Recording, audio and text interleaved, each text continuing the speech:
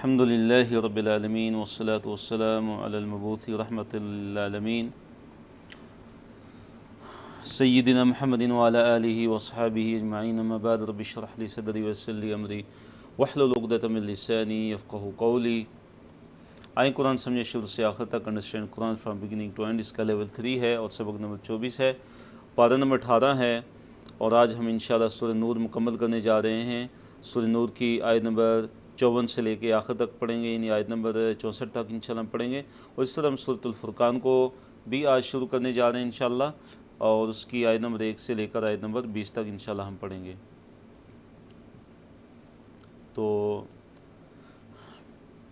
پہلے صفحے کی طرف ہم چلتے ہیں، صفحہ نمبر 357 ہے، پارہ نمبر 18 ہے، اور اس صفحے میں جو آیات کی جو تعداد ہے وہ 54 سے لے کر 58 تک ہے۔ تو پہلے صفحے کو مختلف اشارات اور پھر آگے ان اشارات کے مختلف موضوعات ہیں، ان موضوعات میں تقسیم کیا گیا ہے۔ پہلے اشارے اور اس کے موضوعات کی طرف ہم آتے ہیں، اور جو پہلا اشارہ ہے اور اس کی جو آگے آیت ہے، اس میں اللہ تعالیٰ نے اپنی اطاعت کا حکم دیا ہے اور نبی صلی اللہ علیہ وسلم کی اطاعت کا حکم دیا ہے، اور پھر یہ فرمایا کہ اگر یہ منہ موڑ لیتے ہیں، اگر یہ پھر جاتے ہیں، تو ہر کوئی جو ہے اپنے اعمال کا جو ذمہ دار ہے وہ خود ہوگا، اور اگر تم نبی صلی اللہ علیہ وسلم کی اطاعت کرتے ہو تو تم ہدایت پاؤ گے۔ تو جو ہدایت ہے وہ نبی صلی اللہ علیہ وسلم کی اطاعت اور فرما برداری کے اندر ہے۔ اور پھر اللہ تعالیٰ نے فرمایا کہ رسول صلی اللہ علیہ وسلم کے ذمے تو صاف صاف کیا ہے، پہنچا دینا ہے۔ اللہ نے فرمایا اعوذ باللہ من الشیطان الرجیم، اللہ رب العالمین نے فرمایا قل کہہ دیجئے، اطیعوا اللہ، اطاعت کرو اللہ تعالیٰ کی، واطیعوا الرسول، اور اطاعت کرو رسول صلی اللہ علیہ وسلم کی، کہ اللہ کی اطاعت کرو اور رسول صلی اللہ علیہ وسلم کی اطاعت کرو۔ فَإِن تَوَلَّوْا، فرمایا کہ پھر اگر تم پھر جاتے ہو، فَإِن، پس اگر، تَوَلَّوْا، تم اگر پھر جاتے ہو، تو فَإِنَّمَا عَلَيْهِ، تو اس کے ذمے کیا ہے، یعنی محمد صلی اللہ علیہ وسلم کے ذمے کیا ہے، ما حمل، جو اس پر بوجھ ڈالا گیا، جو ان پر بوجھ ڈالا گیا ہے وہ اس کے جو ہے وہ ذمے ہیں، ان کے ذمے صرف وہی چیز ہے کہ جو جس چیز کا بوجھ ان پر ڈالا گیا، یعنی تبلیغ کا بوجھ ان پر ڈالا گیا، اللہ تعالیٰ کے پیغام کو پہنچانے کا ان پر بوجھ ڈالا گیا، تو وہ اس کے ذمہ دار ہیں۔ وعلیکم، اور تم پر جو بوجھ ڈالا گیا ہے، یا تم جو جس چیز کے ذمہ دار ہو وہ کیا ہے، ما حملتم، جو تم پر بوجھ ڈالا گیا ہے، اور تم پر کیا بوجھ ڈالا گیا ہے کہ تم اللہ تعالیٰ اور اس کے رسول صلی اللہ علیہ وسلم کی اطاعت کرو، اور اللہ اور اس کے رسول صلی اللہ علیہ وسلم کی جو ہے فرما برداری کرو، ان پر ایمان اور پھر نیک اعمال۔ وَإِن تُطِيعُوهُ، وَإِن، اور اگر، تُطِيعُوا، تم اطاعت کرو گے، ہو اس کی، ہو سے مراد کون ہے یہاں پہ، یعنی نبی صلی اللہ علیہ وسلم، یعنی اگر تم نبی صلی اللہ علیہ وسلم کی اطاعت کرو گے تو کیا تمہیں ملے گا، تہتدوا، تم ہدایت پاؤ گے۔ تو اس سے کیا پتہ چلا ہے کہ اگر ہم نے ہدایت کو اگر ہم نے حاصل کرنا ہے تو ہم نے ہدایت کو کہاں سے حاصل کرنا ہے، نبی صلی اللہ علیہ وسلم کی ذات گرامی سے۔ آپ صلی اللہ علیہ وسلم کی اطاعت، آپ صلی اللہ علیہ وسلم کی اتباع اور آپ صلی اللہ علیہ وسلم کی جو پیروی ہے، یہ ہدایت کی ضامن ہے۔ تو اب جو بھی ہدایت کا طلبگار ہے اور ہدایت چاہتا ہے تو اسے کیا چاہیے کہ وہ محمد صلی اللہ علیہ وسلم کی اتباع اور پیروی کرے۔ وَمَا عَلَى الرَّسُولِ إِلَّا الْبَلَاغُ الْمُبِينُ، وَمَا عَلَى الرَّسُولِ، نہیں ہے رسول صلی اللہ علیہ وسلم کی، نہیں ہے رسول صلی اللہ علیہ وسلم پر، الا، مگر، کیا چیز ہے، البلاغ، پہنچا دینا ہے، المبین، بالکل صاف، واضح، کھلم کھلا، یعنی نبی صلی اللہ علیہ وسلم کے ذمے تو واضح صاف پہنچا دینا ہے، نہ کہ زبردستی ہدایت پر مجبور کرنا ہے، نہ ہی ان کے ذمے یہ ڈیوٹی ہے کہ آپ ہدایت دے کر رہیں گے۔ ہدایت جو ہے وہ اللہ تعالیٰ دیتا ہے۔ اللہ تعالیٰ کا مومنوں سے خلافت کا وعدہ، حکومت کا وعدہ، اقتدار کا وعدہ، کہ اللہ کا ایمان و عمل صالح کرنے والوں سے خلافت کا وعدہ ہے۔ توحید کی تلقین اور شرک کی کیا ہے، مذمت ہے۔ آیت نمبر 55 کی طرف ہم آتے ہیں۔ اللہ تعالیٰ نے فرمایا وعد اللہ الذین آمنوا، وعدہ کیا ہے کس نے؟ اللہ تعالیٰ نے، کس سے؟ الذین آمنوا، جو ایمان لائے۔ کون سے لوگ جو ایمان لائے؟ منکم، جو تم میں سے ہیں۔ اور جنہوں نے کن سے وعدہ کیا؟ ان کی اور صفت کیا ہے؟ وعملوا الصالحات، اور جنہوں نے نیک عمل کیے۔ اب کیا اللہ تعالیٰ نے وعدہ کیا ان سے؟ کہ لَيَسْتَخْلِفَنَّهُمْ، کہ ضرور اللہ تعالیٰ ان کو جانشین بنائے گا۔ ضرور اللہ تعالیٰ، یقیناً ضرور اللہ تعالیٰ ان کو جانشین بنائے گا، ان کو خلیفہ بنائے گا، ان کو خلافت عطا فرمائے گا، ان کو زمین میں جو ہے حکومت عطا فرمائے گا، ان کو عزت عطا فرمائے گا، ان کے دشمنوں پر ان کو غلبہ عطا فرمائے گا۔ کہاں پہ؟ فی الارض، زمین میں۔ کیسے؟ کما استخلف الذین من قبلہم، جیسے کما کا مطلب ہے جیسے، ما جو استخلفہ، جو اللہ تعالیٰ نے جانشین بنایا تھا، خلیفہ بنایا تھا، یعنی زمین پہ اللہ تعالیٰ نے حکومت عطا فرمائی تھی، الذین، ان لوگوں کو، من قبلہم، جو ان سے پہلے ہیں۔ تو دیکھیے یہ جو آیت ہے اس میں اللہ تعالیٰ کے کچھ وعدوں کا ذکر ہے۔ اب آگے آیت کا پہلے ترجمہ پورا کرتے ہیں، پھر اس کے بعد انشاءاللہ مختصر تفصیل کی طرف آئیں گے۔ پھر اللہ تعالیٰ نے فرمایا وَلَيُمَكِّنَنَّ لَهُمْ، وَلَيُمَكِّنَنَّ، اور ضرور اللہ تعالیٰ اقتدار دے گا، لہم، ان کے لیے، یعنی انہیں، دینہم، ان کے دین کو۔ اللہ تعالیٰ ضرور ان کے دین کو کیا دے گا؟ اقتدار دے گا، ان کے دین کو جو ہے وہ غلبہ عطا فرمائے گا۔ ان کے دین کو کیا عطا فرمائے گا؟ غلبہ عطا فرمائے گا۔ کون سا دین؟ الذی، وہ والا دین کہ ارتضیٰ، کہ جو پسند کر لیا ہے اس نے، یعنی اللہ تعالیٰ نے، لہم، ان کے لیے۔ ارتضیٰ رضا سے، رضا کسے کہتے ہیں؟ پسند کرنے کو، رضامندی اسی سے ہے، تو ارتضیٰ فعل ماضی ہے۔ اور وَلَيُبَدِّلَنَّهُم مِّن بَعْدِ خَوْفِهِمْ أَمْنًا، اور فرمائے کہ وَلَيُبَدِّلَنَّهُم، اور ضرور اللہ تعالیٰ بدل کر ان کو دے گا، من بعد خوفہم، ان کے خوف کے بعد، امنا، امن، یعنی خوف کے بعد اللہ تعالیٰ ان کو امن عطا فرمائے گا۔ خوف کے بعد کیا عطا فرمائے گا؟ ان کو امن عطا فرمائے گا۔ تو دیکھیے اللہ تعالیٰ نے 3 وعدے کیے ہیں، اور پھر اس کی کچھ شرطیں بھی ذکر کی ہیں اللہ تعالیٰ نے، اور بڑی اہم یہ آیت ہے۔ کیا وعدے اللہ تعالیٰ نے کیے ہیں؟ کہ پہلا وعدہ کیا ہے؟ لَيَسْتَخْلِفَنَّهُمْ فِي الْأَرْضِ، اللہ ضرور ان کو زمین میں خلافت عطا فرمائے گا، یعنی حکومت عطا فرمائے گا، ان کو اقتدار عطا فرمائے گا۔ اور پھر یہ ہے کہ اللہ تعالیٰ ان کے دین کو غالب کرے گا، دین کا غلبہ ان کو نصیب کرے گا۔ اور تیسری جو چیز ہے جس کا وعدہ اللہ تعالیٰ نے کیا ہے وہ کیا ہے؟ کہ اللہ تعالیٰ خوف کے بعد ان کو امن عطا فرمائے گا۔ خوف کے بعد اللہ تعالیٰ ان کو کیا عطا فرمائے گا؟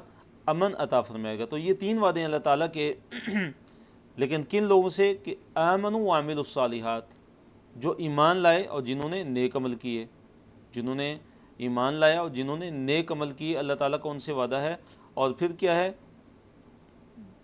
اگلی جو شرط ہے، جو یعنی کہ آپ کہہ لیں صفت ہے کہ جس کی بنیاد پہ وہ نیک عمل ہے، کہ جس کی بنیاد پہ اللہ تعالیٰ یہ انعام عطا فرمائیں گے اپنے بندوں کو، وہ کیا ہے؟ کہ یعبدوننی، کہ وہ میری ہی عبادت کریں گے، توحید کے اقرار کرنے والے، لا یشرکون بی شیئا، اور میرے ساتھ کسی کو شریک نہیں ٹھہرائیں گے۔ یہ 4 باتیں، ایمان، عمل صالح، اور خالص اللہ تعالیٰ کی عبادت، اور اللہ تعالیٰ کے ساتھ کسی کو شریک نہیں ٹھہرائیں گے۔ جب یہ 4 کام کریں گے، یعنی کسی بھی زمانے کے لوگ جو اہل ایمان ہیں، جو مسلمان ہیں، جب وہ 4 کام کر لیں گے نا، تو اللہ تعالیٰ ان کو زمین میں کیا عطا فرمائیں گے؟ عزت عطا فرمائیں گے، ان کو غلبہ عطا فرمائیں گے، ان کو حکومت عطا فرمائیں گے، ان کو خلافت عطا فرمائیں گے، اور اللہ تعالیٰ ان کے دشمنوں کو ذلیل و خوار کریں گے، اور اللہ تعالیٰ ان کو ان کے دشمنوں پہ کیا عطا فرمائیں گے؟ مدد عطا فرمائیں گے۔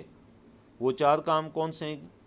پہلا، ایمان، صحیح سچا ایمان، عمل صالح، اور توحید، اور شرک نہ ہو، خالص اللہ تعالیٰ کی عبادت ہو، اور اللہ تعالیٰ کے ساتھ کسی کو شریک نہ ٹھہرایا جائے۔ اور آج اگر ہم دیکھیں تو حالات جو ہے اس کے جو برعکس ہیں، کہ جب بھی جو اہل ایمان ہیں، جو مسلمان ہیں، وہ اس چیز سے جب بھی وہ ہٹیں گے، ایمان ان کا کمزور ہوگا، اور اسی طرح عمل صالح نہیں ہوں گے، نیک اعمال نہیں ہوں گے، برے اعمال جب وہ کریں گے، اور اس طرح جب توحید نہیں ہوگی، شرک ہوگا، تو پھر کیا ہوگا؟ اللہ تعالیٰ ان کی عزت کو ذلت میں بدل دے گا، اللہ تعالیٰ ان کا جو امن ہے اس کو خوف میں بدل دے گا، اور اللہ تعالیٰ ان کو پست کر دے گا۔ وَمَنْ كَفَرَ بَعْدَ ذَلِكَ، اور جو کوئی کفر کرے گا اس کے بعد، یعنی اتنی نعمتوں کے بعد۔ کون کون سی نعمتیں؟ خلافت کی نعمت مل جانے کے بعد امن و امان کی نعمت بھی ہے، اس طرح اللہ تعالیٰ کی نعمتیں ہیں، ان کی یہ ساری کی ساری جو نعمتیں ہیں، ان نعمتوں کے بعد جو بھی کیا کرے گا؟ کفر کرے گا، تو اللہ تعالیٰ نے اس کے بارے میں کیا فرمایا؟ فَأُولَٰئِکَ، پس یہی وہ لوگ ہیں کہ ہم الفاسقون، جو فاسق ہیں، یہ فاسق لوگ ہیں، اتنی نعمتوں کے بعد جو ہے وہ کفر کریں گے، تو یہ لوگ فاسق ہیں۔ فاسق کسے کہتے ہیں؟ الخارج عن طاعت اللہ، اللہ تعالیٰ کی اطاعت سے نکلنے والا، یہ کیا ہے؟ فاسق ہے۔ تو بڑی ہی عظیم آیت ہے یہ، اور یہ دیکھیں اللہ تعالیٰ کا یہ عظیم وعدہ پورا ہوا۔ قرون اولیٰ جو ہیں، نبی علیہ السلام کا جو دور ہے، پھر صحابہ کا دور ہے، تابعین کا دور ہے، تو اللہ تعالیٰ نے کیا مسلمانوں کو دیکھیے زمین پہ غلبہ عطا فرمایا، اللہ تعالیٰ نے اپنے پسندیدہ دین اسلام کو اللہ تعالیٰ نے عروج عطا فرمایا، اور اسی طرح مسلمانوں کے خوف کو امن میں تبدیل کر دیا، اور فارس کے علاقے فتح ہوئے، شام کے علاقے فتح ہوئے، افریقہ کے علاقے فتح ہوئے، مصر فتح ہوا، دور دراز کے جو ہے ممالک کیا ہوئے؟ وہ فتح ہوئے، اور پھر کیا ہوا کہ کفر و شرک کی جگہ توحید و سنت کی جو ہے مشعلیں جو ہے روشن کی گئی۔ تو یہ وعدہ اللہ تعالیٰ کا یہ جو ہے مقید ہے، یہ مشروط ہے ایمان اور عمل صالح کے ساتھ، ایمان اور عمل صالح، اور اللہ تعالیٰ کی توحید کا قیام، اور شرک سے برات، اور اہل شرک سے برات۔ وَأَقِيمُوا الصَّلَاةَ وَآتُوا الزَّكَاةَ وَأَطِيعُوا الرَّسُولَ لَعَلَّكُمْ تُرْحَمُونَ۔ وَأَقِيمُوا الصَّلَاةَ، آیت نمبر 56 میں اللہ تعالیٰ نے نماز قائم کرنے کا حکم دیا، زکوٰۃ ادا کرنے کا حکم دیا، اور رسول صلی اللہ علیہ وسلم کی اطاعت کا حکم دیا تاکہ تم پر رحم کیا جائے۔ وَأَقِيمُوا الصَّلَاةَ، اور نماز کو قائم کرو، وَآتُوا الزَّكَاةَ، اور زکوٰۃ دو، وَأَطِيعُوا، اور اطاعت کرو، کس کی؟ الرسول، رسول صلی اللہ علیہ وسلم کی۔ تو کیا تمہیں ملے گا؟ لعلکم ترحمون، تاکہ تم پر رحم کیا جائے، تم پہ رحم ہوگا اللہ تعالیٰ کی طرف سے۔ تو دیکھیے بڑی ہی خوبصورت آیت ہے کہ اس میں اللہ تعالیٰ نے نماز کا حکم دیا ہے، زکوٰۃ ادا کرنے کا حکم دیا ہے، اور پھر خلاصہ بیان کر دیا دین کا کہ رسول صلی اللہ علیہ وسلم کی اطاعت کرو ہر معاملے میں، تو تم پہ رحم ہوگا۔ لا تحسبن الذین کفروا معجزین فی الارض، آیت نمبر 57، کہ جو کفار ہیں وہ اللہ تعالیٰ کو عاجز نہیں کر سکتے، کفار اللہ تعالیٰ کو عاجز نہیں کر سکتے، بلکہ اللہ تعالیٰ کی پوری گرفت ہے ان کفار پہ، یہ جتنا بھی چاہیں یہ اللہ تعالیٰ کو عاجز نہیں کر سکتے۔ اللہ نے فرمایا لا تحسبن، ہرگز آپ گمان نہیں کیجئے، کن کو؟ الذین، وہ لوگ کہ کفروا، جنہوں نے کفر کیا، آپ ان کو ہرگز جو ہے گمان مت کریں جنہوں نے کفر کیا، معجزین، کہ وہ عاجز کرنے والے ہیں، کس کو؟ اللہ تعالیٰ کو۔ کہاں پہ؟ فی الارض، زمین میں۔ آپ ہرگز یہ گمان مت کیجئے کہ جو کفار ہیں وہ اللہ تعالیٰ کو نعوذ باللہ زمین پر عاجز کرنے والے ہیں، نہیں، وہ عاجز نہیں کر سکتے، بلکہ اللہ تعالیٰ کا پورا قبضہ، اللہ تعالیٰ کی پوری قدرت جو ہے ان پہ حاوی ہے۔ اللہ تعالیٰ کا جو علم ہے، اللہ تعالیٰ کی جو قدرت ہے، اللہ تعالیٰ نے اس کے ساتھ ان کا احاطہ کیا ہوا ہے۔ وَمَأْوَاهُمُ النَّارُ، اور ان کا جو ٹھکانہ ہے وہ جہنم کیا گیا، وَلَبِئْسَ الْمَصِيرُ، اور وہ بڑی ہی بدترین ہے لوٹ کر جانے کی جگہ۔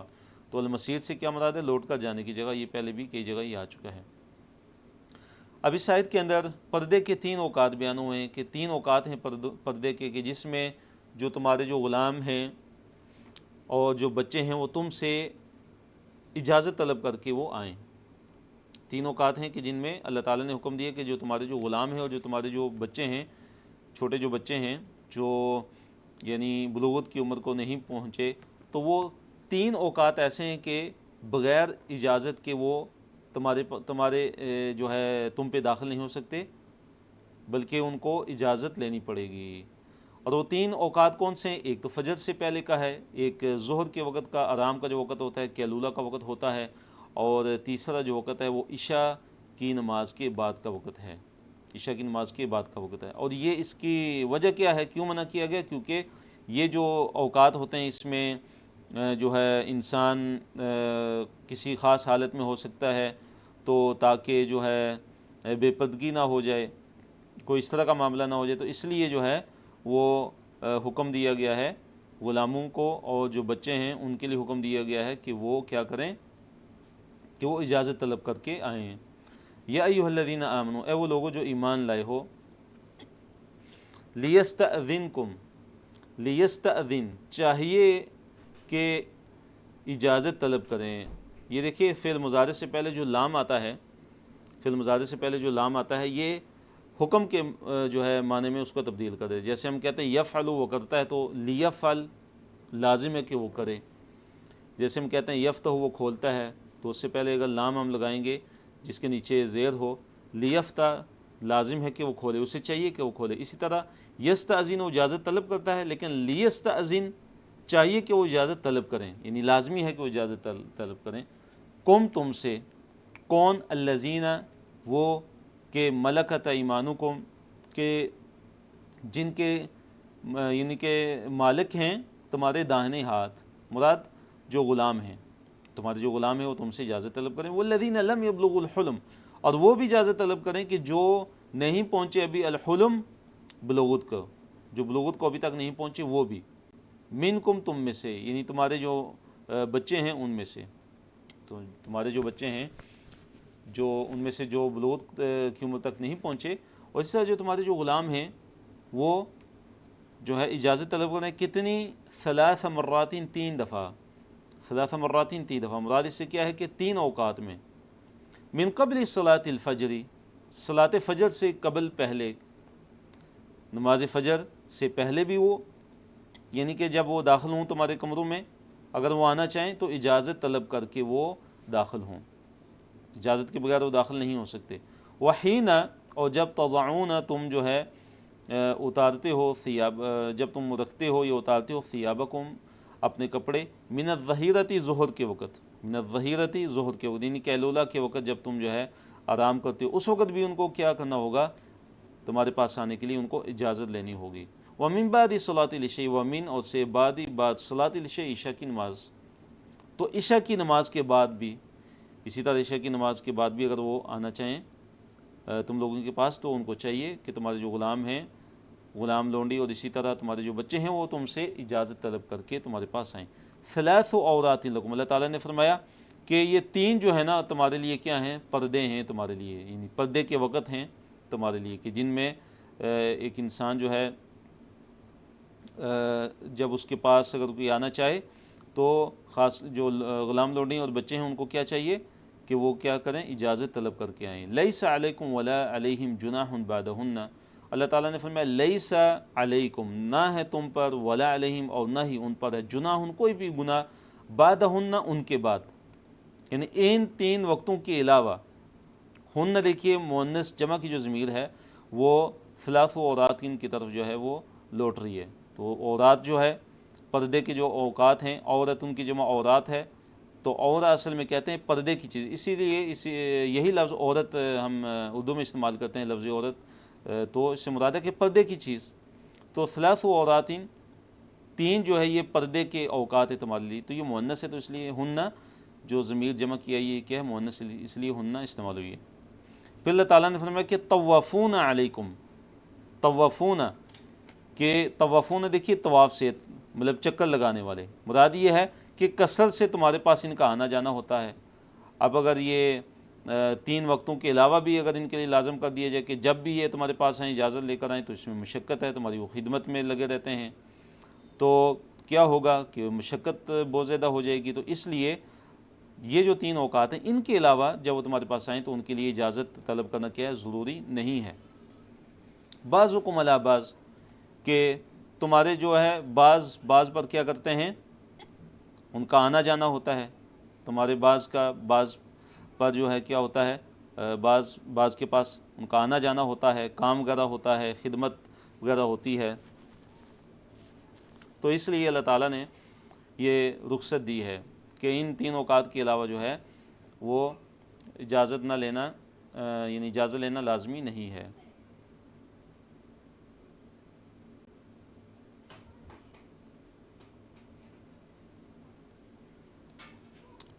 بارک اللہ فیکم۔ کذالک یبین اللہ لکم الآیات، اللہ تعالیٰ نے فرمایا اسی طرح اللہ تعالیٰ اپنی آیتوں کو کھول کھول کر بیان کرتا ہے۔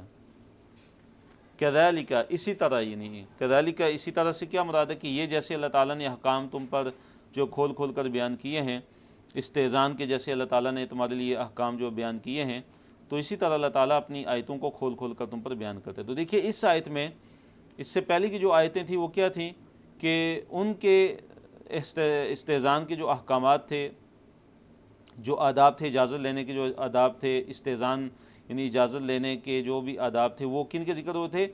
وہ بالغ جو مرد ہیں اور جو کیا ہیں، جو آزاد ہیں، جو احرار ہیں، حر احرار جو آزاد ہیں، ان کے احکام تھے۔ لیکن اس آیت میں کس کے متعلق احکام ہیں کہ جو غلام لونڈی ہیں اور اسی طرح جو بچے ہیں ان کے متعلق جو احکام ہیں استئذان کے، اجازت طلب کرنے کے، تو اس آیت میں ان کے احکام کا ذکر ہے۔ واللہ، اور اللہ تعالیٰ علیم جاننے والا ہے، حکیم اللہ تعالیٰ بڑی ہی حکمت والا ہے۔ دیکھیے یہاں پہ اللہ تعالیٰ نے احکامات ذکر کیا اور اس کے بعد اللہ تعالیٰ نے اپنی ایک صفت حکمت کا ذکر کیا اور اپنے نام حکیم کا ذکر کیا، تو یعنی کہ اللہ تعالیٰ حکیم ہے۔ اللہ تعالیٰ زیادہ جانتا ہے کہ کس طرح کے احکام نازل کیے جائیں اور کون کون سے احکام جو ہے فرض کیے جائیں۔ اللہ تعالیٰ کو ان چیزوں کا زیادہ علم ہے اور اللہ تعالیٰ زیادہ حکمت والا ہے۔ ابھی ہمارا صفحہ نمبر 358 ہے، پارہ نمبر 18، اور اس صفحے میں آیت نمبر 59 سے لے کر آیت نمبر 61 تک ہیں، اور اس صفحے کو بھی مختلف اشارات اور پھر آگے ان کے موضوعات میں تقسیم کیا گیا ہے۔ تو نوجوان اجازت لیں گھر میں داخلے پر، بچے جب بالغ ہوں تو پھر ان کے لیے جو ہے اجازت طلب کرنا کیا ہے، لازمی ہے۔ پھر ان کے لیے کیا ہے، اجازت طلب کرنا کیا ہے، لازمی ہے۔ یعنی اب اس آیت میں اس چیز کا بیان ہے، دیکھیے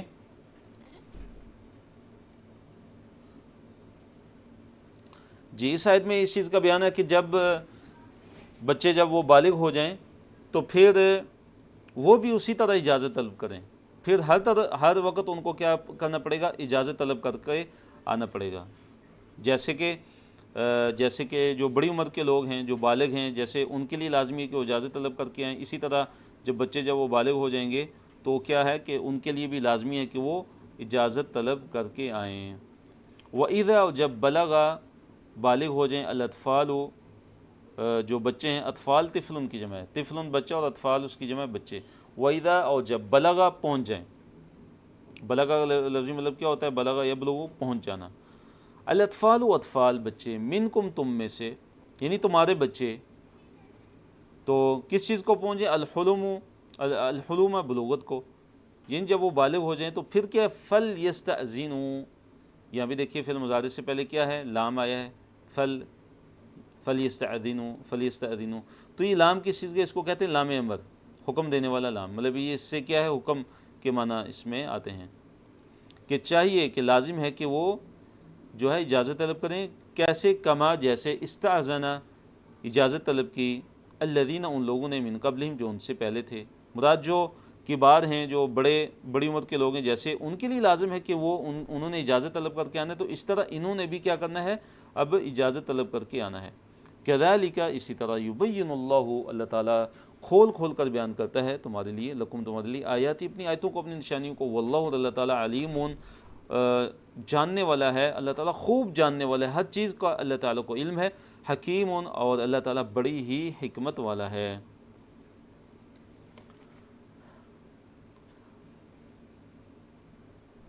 اب یہاں پہ اللہ تعالیٰ نے جو بوڑھی عورتیں ہیں جن کو ماہواری کے جو ایام ہیں وہ نہیں آتے اور ان کی جو جنسی خواہش ہے، جیسے نکاح کی جو خواہش ہے وہ بھی ان میں نہیں ہے، اور اسی طرح مردوں میں بھی ان سے نکاح کرنے کی کوئی خواہش نہیں ہے، تو ایسی جو عورتیں ہیں ان کے لیے اس آیت کے اندر، جو بوڑھی عورتیں ہیں ان کے لیے اس آیت کے اندر ایک رخصت کا بیان کیا گیا ہے، ایک رخصت بیان کی گئی ہے کہ اگر وہ جو ہے اپنے جو یعنی جیسے جو برقع ہے، یہ جیسے جو بڑی اوڑھنی ہے، اگر وہ نہیں پہنتی، اگر وہ اتار کے اگر وہ باہر نکلتی ہیں تو یہ ان کے لیے جائز ہے، یہ ان کے لیے کیا ہے، جائز ہے، لیکن شرط اس کی کیا ہے کہ غیر متبرجات بزینت، کہ زیب و زینت کا اظہار کرنے والی وہ نہ ہوں۔ زیب و زینت کا اگر وہ اظہار کریں گی تو پھر ان کے لیے پردہ کیا ہے، وہ لازمی ہے۔ یعنی اگر وہ اپنے چہرے کا پردہ نہیں کرتی ہیں، اگر وہ اسی طرح اگر وہ برقع نہیں پہنتی ہیں، اتار دیتی ہیں، یا اسی طرح جو بڑی اوڑھنی ہے اس کے بغیر ہی اگر وہ باہر نکلتی ہیں، ایسی جو بوڑھی عورتیں ہیں، تو یہ ان کے لیے جائز ہے۔ لیکن ساتھ یہ اللہ تعالیٰ نے فرما دیا کہ اگر وہ پردے کا اہتمام کریں تو یہ زیادہ ان کے لیے کیا ہے، بہتر ہے، یہ ان کے لیے زیادہ بہتر ہے۔ تو اللہ نے فرمایا، آیت نمبر 60 ہے، والقواعد،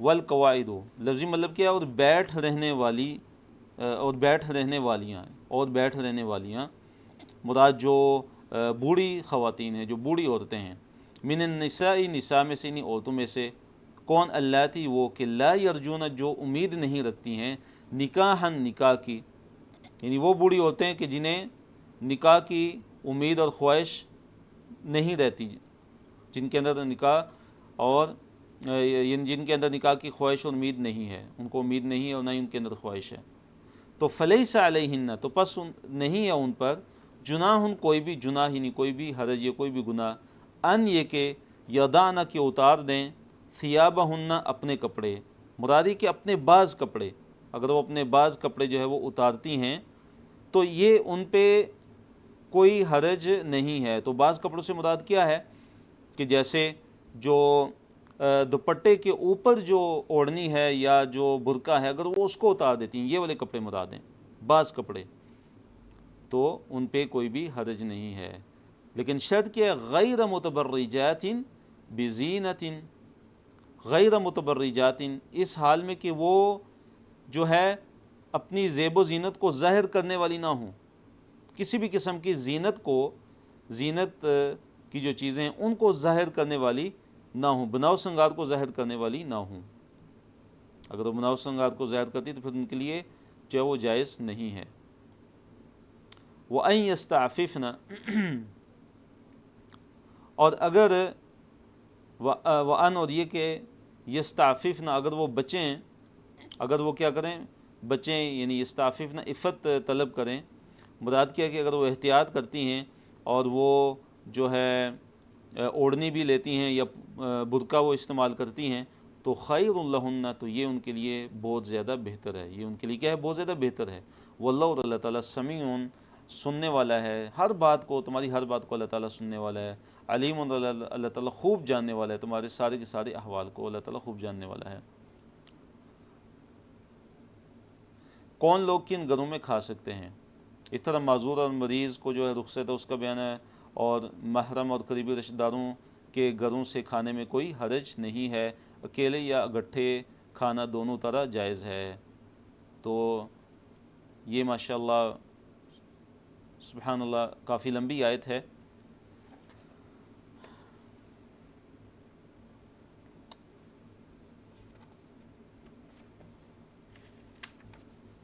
اللہ تعالیٰ نے فرمایا، لیس علی الاعمى حرج، لیس علی الاعمى حرج، نہ ہی اندھے پر کوئی حرج ہے، لیسا نہیں ہے، علی الاعمى، اعمى اندھے کو کہتے ہیں، حرج کوئی حرج، اندھے پر کوئی حرج نہیں ہے، ولا علی الاعرج حرج، اور نہ ہی لنگڑے پر کوئی حرج ہے، ولا علی المریض حرج، اور نہ ہی جو مریض ہے اس پر کوئی حرج ہے۔ تو اندھے پر کوئی حرج نہیں ہے، اور اسی طرح جو لنگڑا ہے اس پر کوئی حرج نہیں ہے، اور اسی طرح جو مریض ہے اس پر کوئی حرج نہیں ہے۔ ولا علی انفسکم، اور نہ ہی تمہارے اپنے نفسوں پہ کوئی حرج ہے، نہ ہی تمہارے تم پر کوئی حرج ہے، کس چیز سے، کہ ان تاکلوا من بیوتکم، کہ تو یہ کہ تم کھاؤ اپنے گھروں میں سے۔ دیکھیں یہ جو اعمى کا جو ذکر ہے اور اعرج کا ذکر ہے اور مریض کا ذکر ہے، یعنی کہ جو معذور جو لوگ ہیں، معذور جو افراد ہیں، ان کا ذکر ہے کہ اندھا ہے اور اسی طرح لنگڑا ہے اور اسی طرح مریض ہے۔ تو جو تفسیر میں آتا ہے، مفسرین نے ذکر کیا ہے کہ جب صحابہ جو ہے جہاد پہ جاتے تھے تو پیچھے جو ہے اپنے گھروں کی جو چابیاں ہوتی تھیں ان معذور افراد کو دے جاتے تھے، ان معذور افراد کو دے جاتے تھے، جیسے بعض صحابہ جو معذور ہوتے تھے تو ان کو وہ جو ہے گھروں کی چابیاں وہ کیا کر دیتے تھے، وہ دے جاتے تھے۔ اور اسی طرح گھروں میں جو کھانے پینے کی جو چیزیں ہوتی تھیں ان کی جو ہے وہ اجازت دے جاتے تھے، لیکن یہ معذور صحابہ اس کے باوجود جو ہے مالکوں کی غیر موجودگی میں وہاں سے کھانا کیا کرتے تھے، ناجائز سمجھتے تھے، کیا کہ ناجائز سمجھتے تھے کہ مالک یہاں پہ نہیں ہیں تو ہم ان کے گھروں میں کھانا جو ہے وہ جو ہے اس کو ناجائز سمجھتے تھے۔ تو پھر اللہ تعالیٰ نے فرمایا کہ انہیں اپنے اقارب کے گھروں سے، یہ جن گھروں کی چابیاں ان کے پاس ہیں، ان کے کھانے میں کوئی بھی کسی بھی طرح کا حرج نہیں، اور یہ آگے آ رہا ہے انشاءاللہ۔ وَلَا عَلَىٰ أَنفُسِكُمْ أَن تَأْكُلُوا مِن بُيُوتِكُمْ، یہ کہ تم کھاؤ اپنے گھروں سے۔ اپنے گھروں سے مراد یہاں پہ کیا ہے؟ بیٹوں کے گھروں سے، کیونکہ اپنے گھروں سے کھانے میں تو انسان کو ویسے بھی کوئی بھی کسی بھی قسم کا کوئی حرج یا کسی بھی قسم کا کوئی اشکال نہیں ہوتا، تو بیوتکم سے مراد ہے کہ اپنے بیٹوں کے گھروں سے، اور بیوتی آبائکم، یا اپنے باپوں کے گھروں سے، یعنی اگر تم اپنے باپوں کے گھروں سے کھاتے ہو تو تمہارے لیے اس میں کسی بھی قسم کا کوئی حرج نہیں ہے۔ تو یہ جو پہلے جن کا ذکر ہوا کہ جو اعمہ ہے، جو اندھا ہے، اور اسی طرح جو لنگڑا ہے، اور اسی طرح جو مریض ہے، ان پر کوئی حرج نہیں ہے کہ وہ کھائیں تمہارے گھروں سے۔ تو دیکھیے بعض جو عرب ہیں وہ کیا تھا کہ بعض عرب کے لوگ جو ہے اندھے یا لنگڑے اور مریض کے ساتھ کھانے میں کراہت محسوس کرتے تھے، تو اس سے منع کیا گیا ہے کہ ایسی کوئی چیز نہیں، ایسی کوئی بات نہیں ہے۔ جی بارک اللہ فیکم۔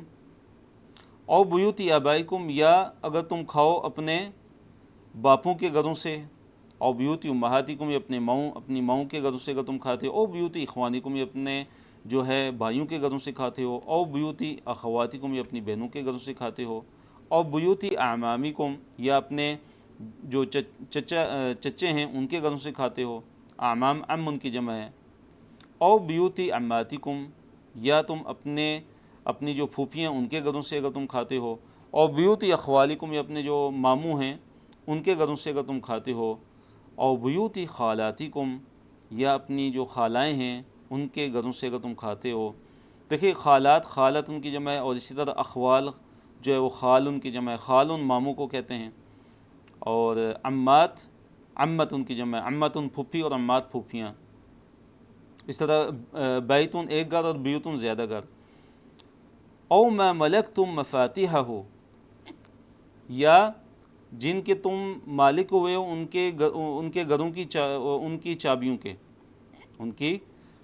کے۔ تو یہ وہی ہے جو میں نے پہلے ذکر کیا کہ جب صحابہ جہاد پر جاتے تھے اور اپنے گھروں کی چابیاں جو ہے ان کو دے جاتے تھے، تو وہ جو ہے ان کو جو ہے وہ لوگ مناسب نہیں سمجھتے تھے کہ ہم ان گھروں سے کھائیں، تو اللہ تعالیٰ نے اس میں اجازت دی کہ اس میں کوئی حرج نہیں اگر آپ ان گھروں سے اگر کھا لیتے ہیں۔ او صدیقکم، یا اپنے جو تمہارا صدیق ہے، یعنی کہ جو تمہارا دوست ہے اس کے گھر سے، اپنے دوستوں کے گھر سے اگر آپ لوگ یعنی کھا لیتے ہیں تو اس میں بھی کوئی حرج نہیں ہے۔ لیس علیکم جناح ان تأکلوا جمیعا او اشتاتا، اللہ تعالیٰ نے فرمایا لیس علیکم، نہیں ہے تم پر جناح کوئی بھی گناہ، ان تأکلوا، یہ کہ تم کھاؤ جمیعا اکٹھے اگر آپ تم کھاتے ہو، اشتاتن، یا علیحدہ الگ الگ، یعنی الگ الگ بیٹھ کے اگر تم کھاتے ہو یا اکٹھے اگر تم بیٹھ کر کھاتے ہو تو اس میں کوئی بھی حرج نہیں ہے، لیکن اکٹھے مل کر بیٹھ کر کھانا یہ کیا ہے، یہ زیادہ افضل ہے، یہ کیا زیادہ افضل ہے۔ تو دیکھیے یہ جو اللہ تعالیٰ نے یہ جو گھروں کا ذکر کیا، محرم اور قریبی رشتہ داروں کے گھروں کا جو ذکر کیا، تو اس سے مراد یہ کہ بغیر اجازت کے ان کے گھروں سے کھانا جو ہے کیا ہے، جائز ہے، کوئی اس میں حرج نہیں ہے، ان کے گھروں سے بغیر اجازت کے، کیونکہ یہ ایک عادت ہے، یہ ایک عرف ہے اور ایک رواج ہے، سمجھیں کہ ان گھروں سے اگر کوئی انسان کھاتا ہے تو اس میں کوئی بھی اس پہ جو ہے کوئی اشکال نہیں آتا، یہ کوئی بھی ملامت نہیں کی جاتی، بلکہ اس کو جو ہے خوش دلی سے کھلایا جاتا ہے۔ تو اس لیے اللہ تعالیٰ نے اس چیز پہ کوئی بھی حرج نہیں رکھا، کوئی بھی گناہ نہیں رکھا، اور کسی بھی طرح کہ کوئی ملامت اس میں نہیں ہے، تو اس لیے اس کی اللہ تعالیٰ نے اجازت دی کہ بغیر اجازت کے جو ہے وہ کھایا جا سکتا ہے ان گھروں سے۔ لیکن اگر یہ بات پتہ چل جائے کہ جو صاحب بیت ہے وہ اس کی طرف سے اجازت نہیں ہے یا وہ ناپسند کرتا ہے، تو پھر اس صورت میں نہیں کھانا چاہیے۔ فَإِذَا دَخَلْتُمْ بُيُوتًا فَسَلِّمُوا عَلَىٰ أَنفُسِكُمْ تَحِيَّةً مِّنْ عِندِ اللَّهِ مُبَارَكَةً طَيِّبَةً۔ اب یہاں پہ دیکھیے ایک اور جو ہے ایک بہترین ایک ادب بتایا جا رہا ہے کہ جب تم جو ہے گھروں میں داخل ہوتے ہو تو فَسَلِّمُوا عَلَىٰ أَنفُسِكُمْ، تو سلام کرو اپنے لوگوں پہ، اپنے گھر کے لوگوں پہ کیا تم کرو؟ سلام کرو، اپنے گھر کے لوگوں پہ تم کیا کرو؟ سلام کرو۔ اور وہ کیا ہے؟ وہ سلام کیا ہے؟ تحیتاً۔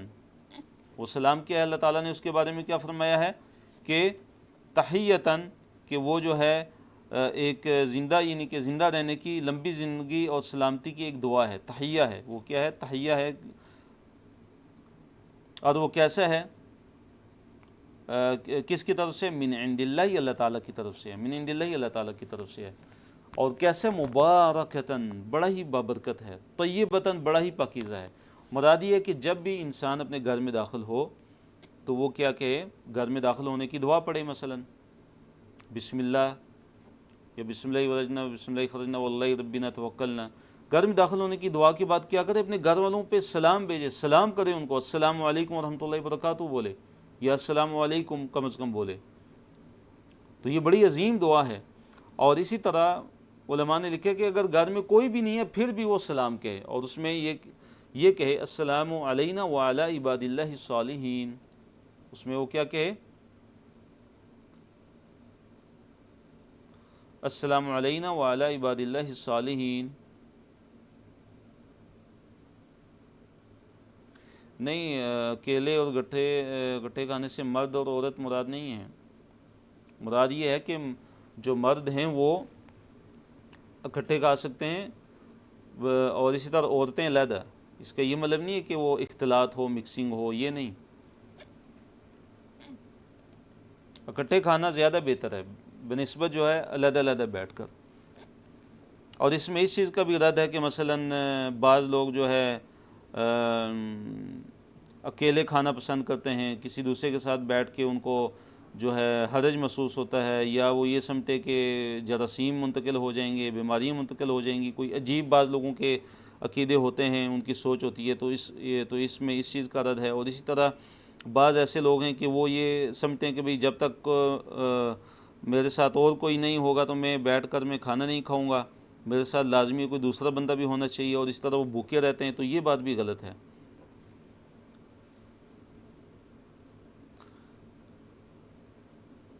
کذالک یبین اللہ، تو دیکھیے جب گھر میں کوئی بھی نہ ہو تو کیسے سلام کرنا ہے؟ السلام علینا وعلی عباد اللہ الصالحین۔ اور یہ جو سلام ہے اس کے بارے میں اللہ تعالیٰ نے کیا فرمایا کہ یہ کیا ہے؟ یہ تحیہ ہے، زندہ سلامت رہنے کی ایک دعا ہے، تحیہ۔ اور یہ کیا ہے؟ مبارک ہے، ببرکت ہے، کہ اس سے کیا ہوتی ہے کہ جو محبت ہے وہ بڑھتی ہے۔ جب آپ سلام کریں گے تو احترام اور محبت بڑھے گی۔ اور اس طرح طیبہ، یہ پاکیزہ ہے، مطلب یہ ہے کہ جب آپ سلام کریں گے تو دوسرے لوگ اس کو پسند کرتے ہیں۔ کذالک، اسی طرح یبین اللہ، اللہ تعالیٰ کھول کھول کر بیان کرتا ہے، لکم، تمہارے لیے، الآیاتی، آیتوں کو۔ تو دیکھیے کذالک، اسی طرح، یعنی جیسے اللہ تعالیٰ یہ احکام اللہ تعالیٰ بیان فرما رہے ہیں، تو اسی طرح اللہ تعالیٰ تمہارے لیے آیتوں کو کھول کھول کر بیان کرتے ہیں، لعلکم تعقلون، تاکہ تم جو ہے وہ سمجھو، تاکہ تم کیا کرو؟ سمجھو۔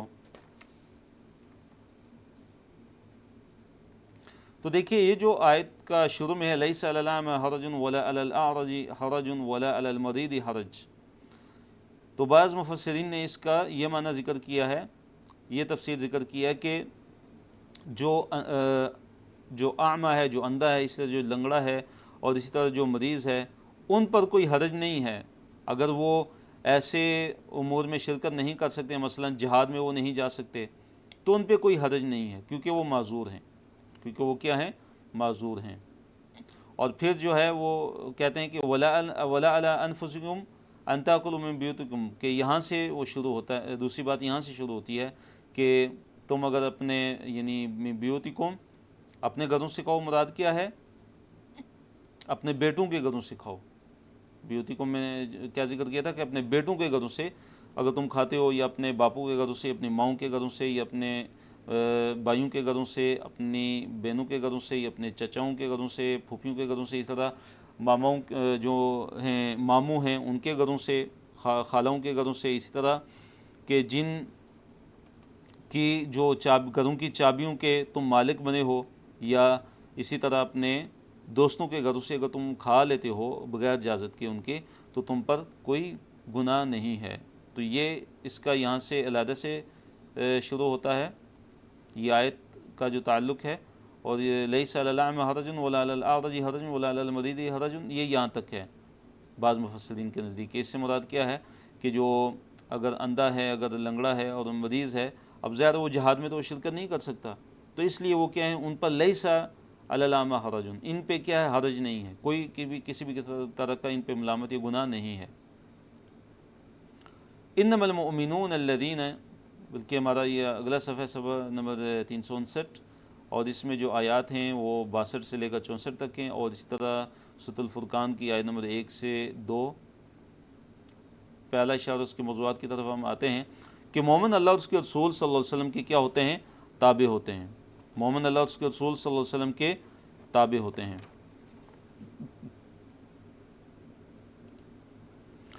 مومنین کی صفات کیا ہیں کہ اللہ اور اس کے رسول صلی اللہ علیہ وسلم پر ایمان لانے والے ہیں، اجازت کے بغیر مجلس سے نہیں جاتے، اجازت کے بغیر مجلس سے نہیں جاتے۔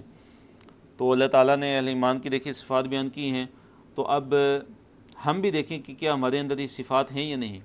ہم نے فوراً اپنے اندر دیکھنا ہے کہ اپنے اندر یہ صفات ہمارے اندر ہیں یا ہمارے اندر یہ صفات نہیں ہیں۔ اگر نہیں ہے تو ہم اپنے اندر یہ صفات پیدا کریں۔ تو بارک اللہ فیکم، یہاں پہ ایک اناؤنسمنٹ ہے، وہ یہ ہے کہ آج یہ انشاءاللہ جو لیول 3 اس کی لاسٹ کلاس ہے، اس کے بعد انشاءاللہ لیول 4 انشاءاللہ سٹارٹ ہوگا کچھ وقفے کے بعد، اور اسی طرح یہ اعلان ہے کہ جو LMS ہے اس کے اندر آپ جو رجسٹرڈ ہو جائیے، بارک اللہ فیکم۔ اور اسی طرح انشاءاللہ جو گرینڈ کوئز ہے، جو ایگزام ہے، اس کا انشاءاللہ گروپس کے اندر لنک بھیج دیا جائے گا انشاءاللہ اگلے ہفتے تک۔ بارک اللہ فیکم۔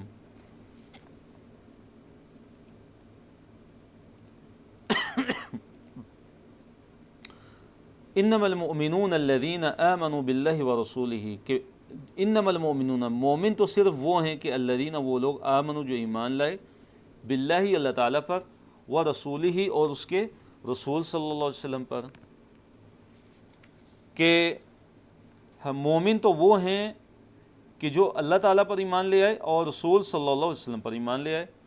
وَإِذَا كَانُوا، اور جب وہ ہوتے ہیں، مَعَہُ، ان کے ساتھ، یعنی جو اہل ایمان ہیں وہ محمد صلی اللہ علیہ وسلم کے ساتھ جب ہوتے ہیں، علی امر جامع، علی امر کام، امر کسے کہتے ہیں، کام کو، جامع جمع کرنے والا، گٹھا کرنے والا، یعنی کوئی مسلمانوں کا اجتماعی کام اگر ہوتا ہے کہیں، جیسے جہاد ہے، جیسے جو جمعہ ہے، عیدین ہے، اسی طرح مشاورت ہے، کسی معاملے میں کوئی اجلاس بلایا گیا ہے، مثلا کہ کوئی میٹنگ ہے، کسی بارے میں مشاورت ہو رہی ہے، تو جب وہ اہل ایمان امر جامع جو ہے، امر جامع، اس میں جب وہ نبی صلی اللہ علیہ وسلم کے ساتھ جب ہوتے ہیں، تو کیا ان کا جو رویہ اور جو ان کا طرز عمل اہل ایمان کا وہ کیا ہوتا ہے، لم یذهبوا، وہ نہیں جاتے، حتیٰ یہاں تک کہ یستاذنوہ، یہاں تک کہ وہ صحابہ، وہ اہل ایمان نبی صلی اللہ علیہ وسلم سے اجازت نہ لے لیں۔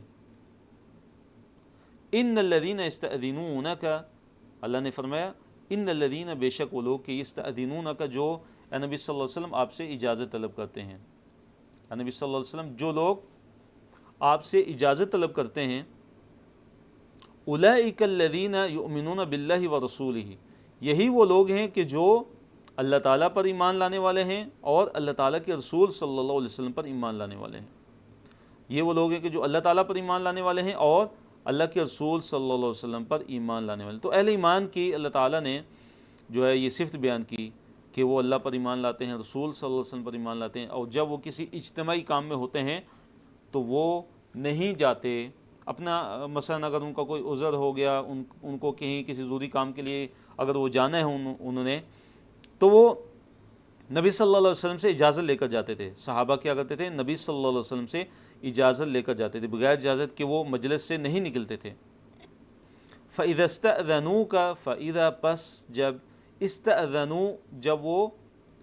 جب وہ اجازت طلب کریں کا تجھ سے، یعنی اے نبی صلی اللہ علیہ وسلم آپ سے جب وہ اجازت طلب کریں، لِبَعْضِ شَأْنِهِمْ اپنے بعض کاموں کے لیے، جب وہ آپ صلی اللہ علیہ وسلم سے اپنے کسی کام کے لیے اگر وہ اجازت طلب کرتے ہیں تو فَأْذَن لِمَنْ شِئْتَ، فَأْذَن پس اجازت دے دیجئے، لِمَن اس کے لیے، شئت آپ چاہیں، آپ جس کے لیے چاہیں، جسے چاہیں آپ اجازت دے دیں، منہم ان میں سے، یعنی ان صحابہ میں سے، یا جو بھی آپ سے اجازت طلب کرنے آتے ہیں، اپنے کسی ضروری کام کے لیے انہیں جانا ہوتا ہے، تو اے نبی صلی اللہ علیہ وسلم آپ جسے چاہیں اجازت دے دیں اور جسے چاہیں اجازت نہ دیں۔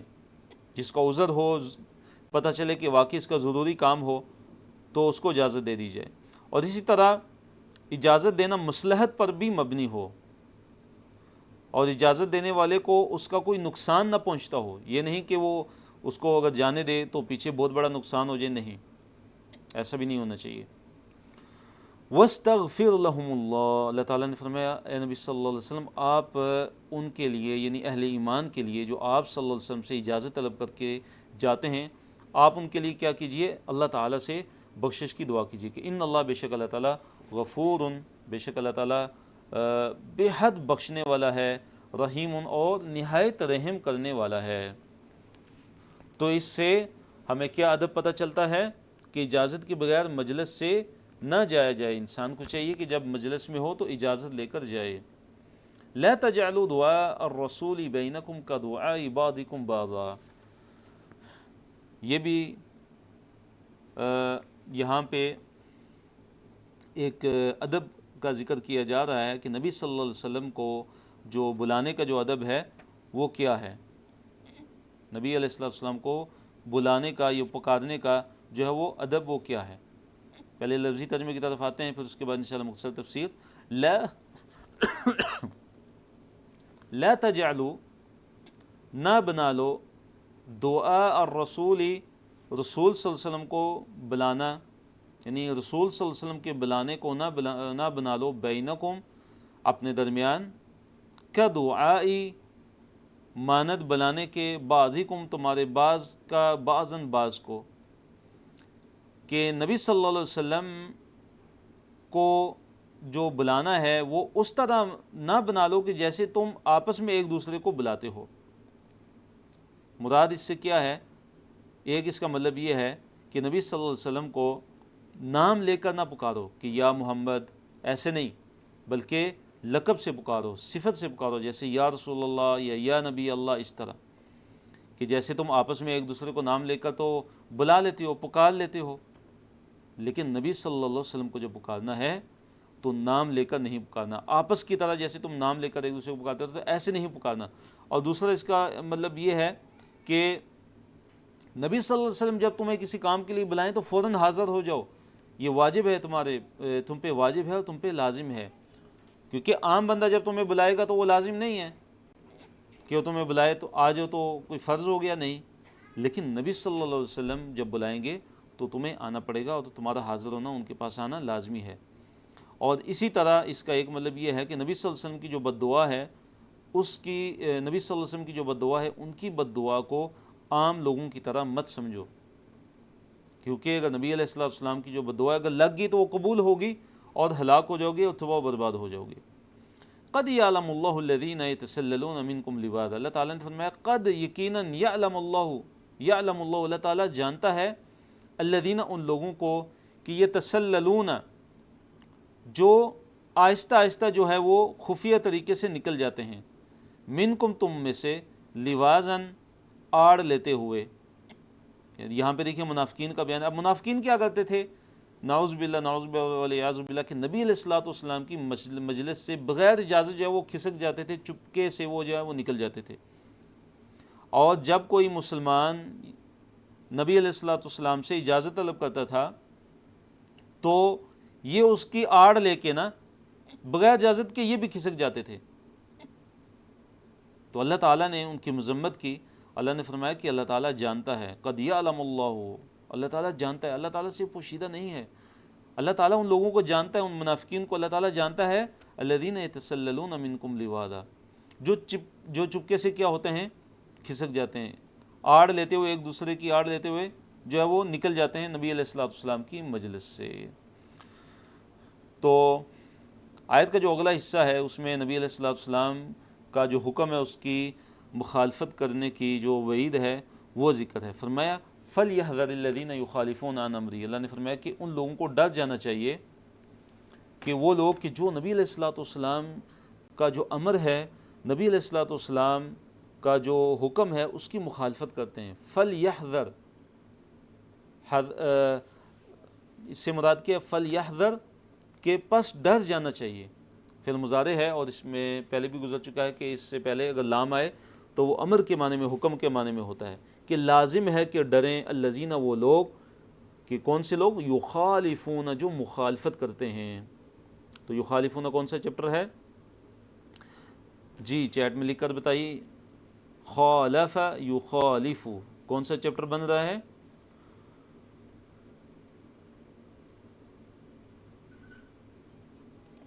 خالف یخالف. بارک اللہ فیکم.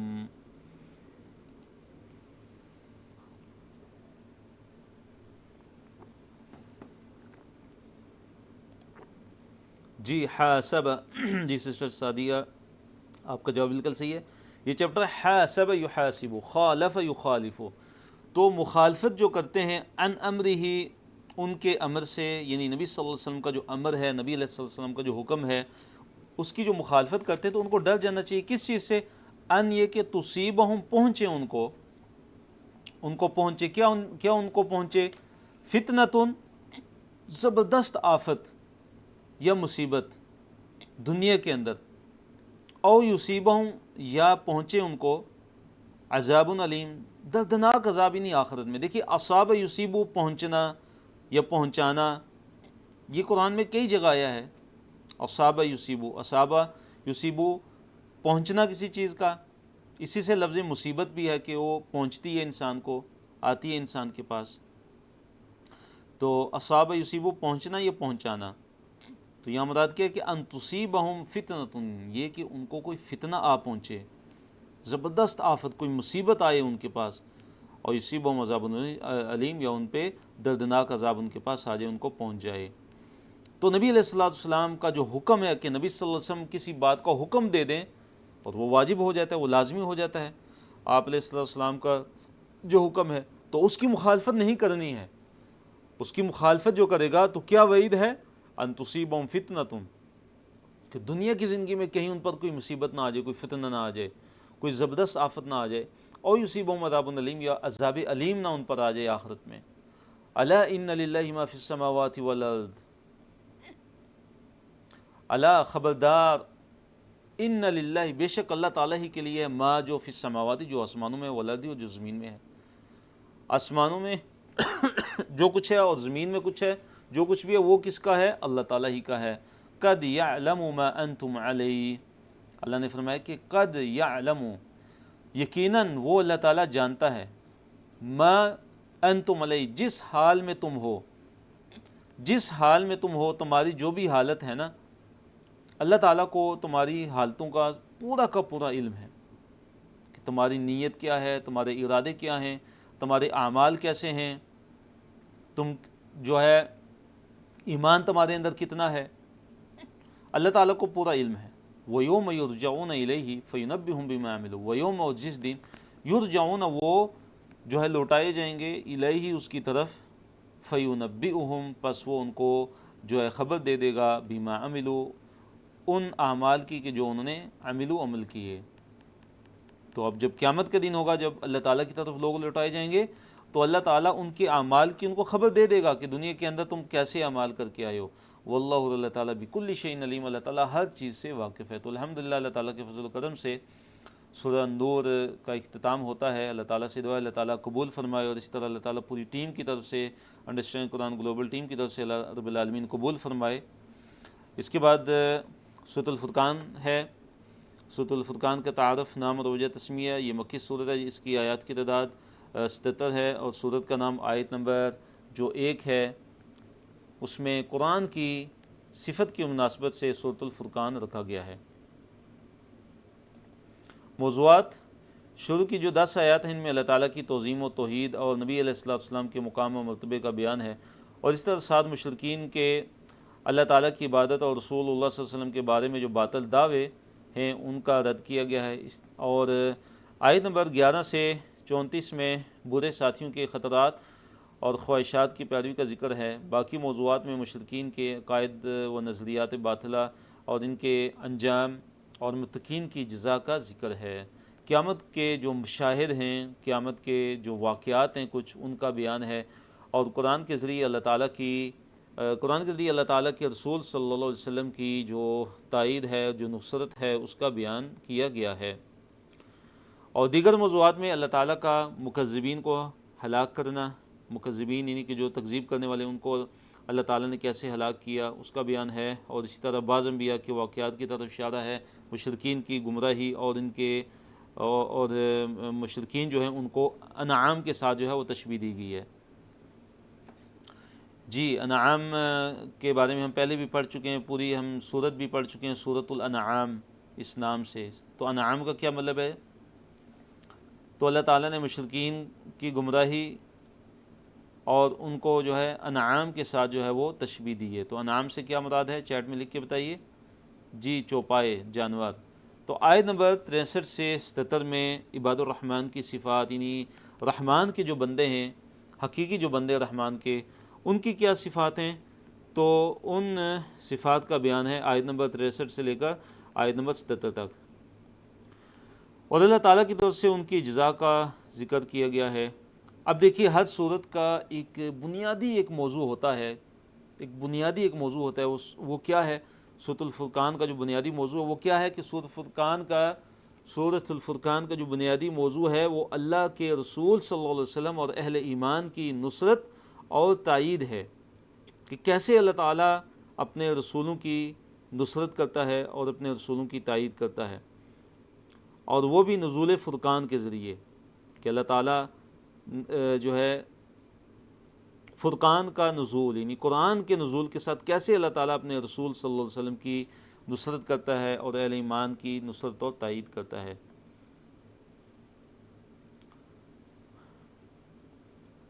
پہلا اشارہ ہے اور اس کے آگے موضوعات ہیں۔ پہلا اشارہ کیا ہے کہ قرآن فرقان ہے، اللہ کا نہ بیٹا ہے اور نہ ہی اللہ تعالیٰ کا کوئی شریک ہے، شرک کی تردید ہے، اور ہر چیز کو اللہ تعالیٰ نے اندازے سے پیدا کیا ہے۔ تبارک الذی، تبارک بڑا ہی بابرکت ہے، بڑا ہی کامل و صاف والا ہے، الذی وہ، یعنی الذی وہ ذات کے جس نے نازل کیا الفرقان، فرقان کو، یعنی قرآن کو، کہ وہ کہ جو، یعنی فرقان کیوں کہا گیا قرآن کو؟ اس لیے کہ یہ حق اور باطل کے درمیان کیا کرتا ہے؟ فرق کرتا ہے۔ فرقان اس لیے کہتے ہیں قرآن کو کہ یہ قرآن حق اور باطل کے درمیان کیا کرتا ہے؟ فرق کرتا ہے۔ کہ اللہ تعالیٰ نے کیا نازل کیا؟ فرقان نازل کیا علی عبدہ، اپنے بندے پہ، یعنی قرآن کو نازل کیا، لیکون، تاکہ وہ ہو جائے، للعالمین، جہانوں کے لیے، نذیراً، ڈرانے والا، تاکہ نبی علیہ السلام جو ہے، دیکھیے فرقان فرق سے ہے، فرقان کس سے ہے؟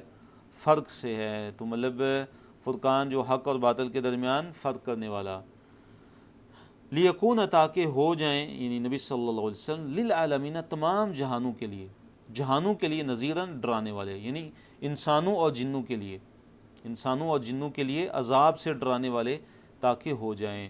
تو دیکھیے یہ آیت بھی نبی علیہ السلام کی جو رسالت ہے، نبی علیہ السلام کی رسالت کے عالمگیر ہونے کی ایک بہت بڑی دلیل ہے۔ دیکھیے کہ اللہ تعالیٰ نے کیا فرمایا کہ تاکہ نبی علیہ السلام جہانوں کے لیے ڈرانے والے ہو جائیں، جہانوں کے لیے، للعالمین، عالمین آپ کو پتہ ہے کیا ہے؟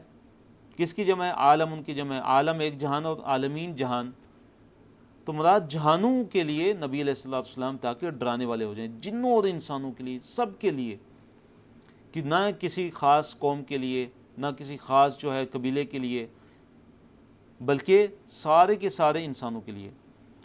قل یا ایھا الناس انی رسول اللہ الیکم جمیعا، جیسے دوسرے مقام پہ اللہ تعالیٰ نے فرمایا کہ اے نبی صلی اللہ علیہ وسلم آپ لوگوں سے کہہ دیجئے کہ میں رسول ہوں تمہاری طرف، انی رسول اللہ علیکم، میں رسول ہوں تمہاری طرف، جمیعاً تم سب کی طرف، تم سب کے سب کی طرف میں اللہ تعالیٰ کا رسول بن کر آیا ہوں۔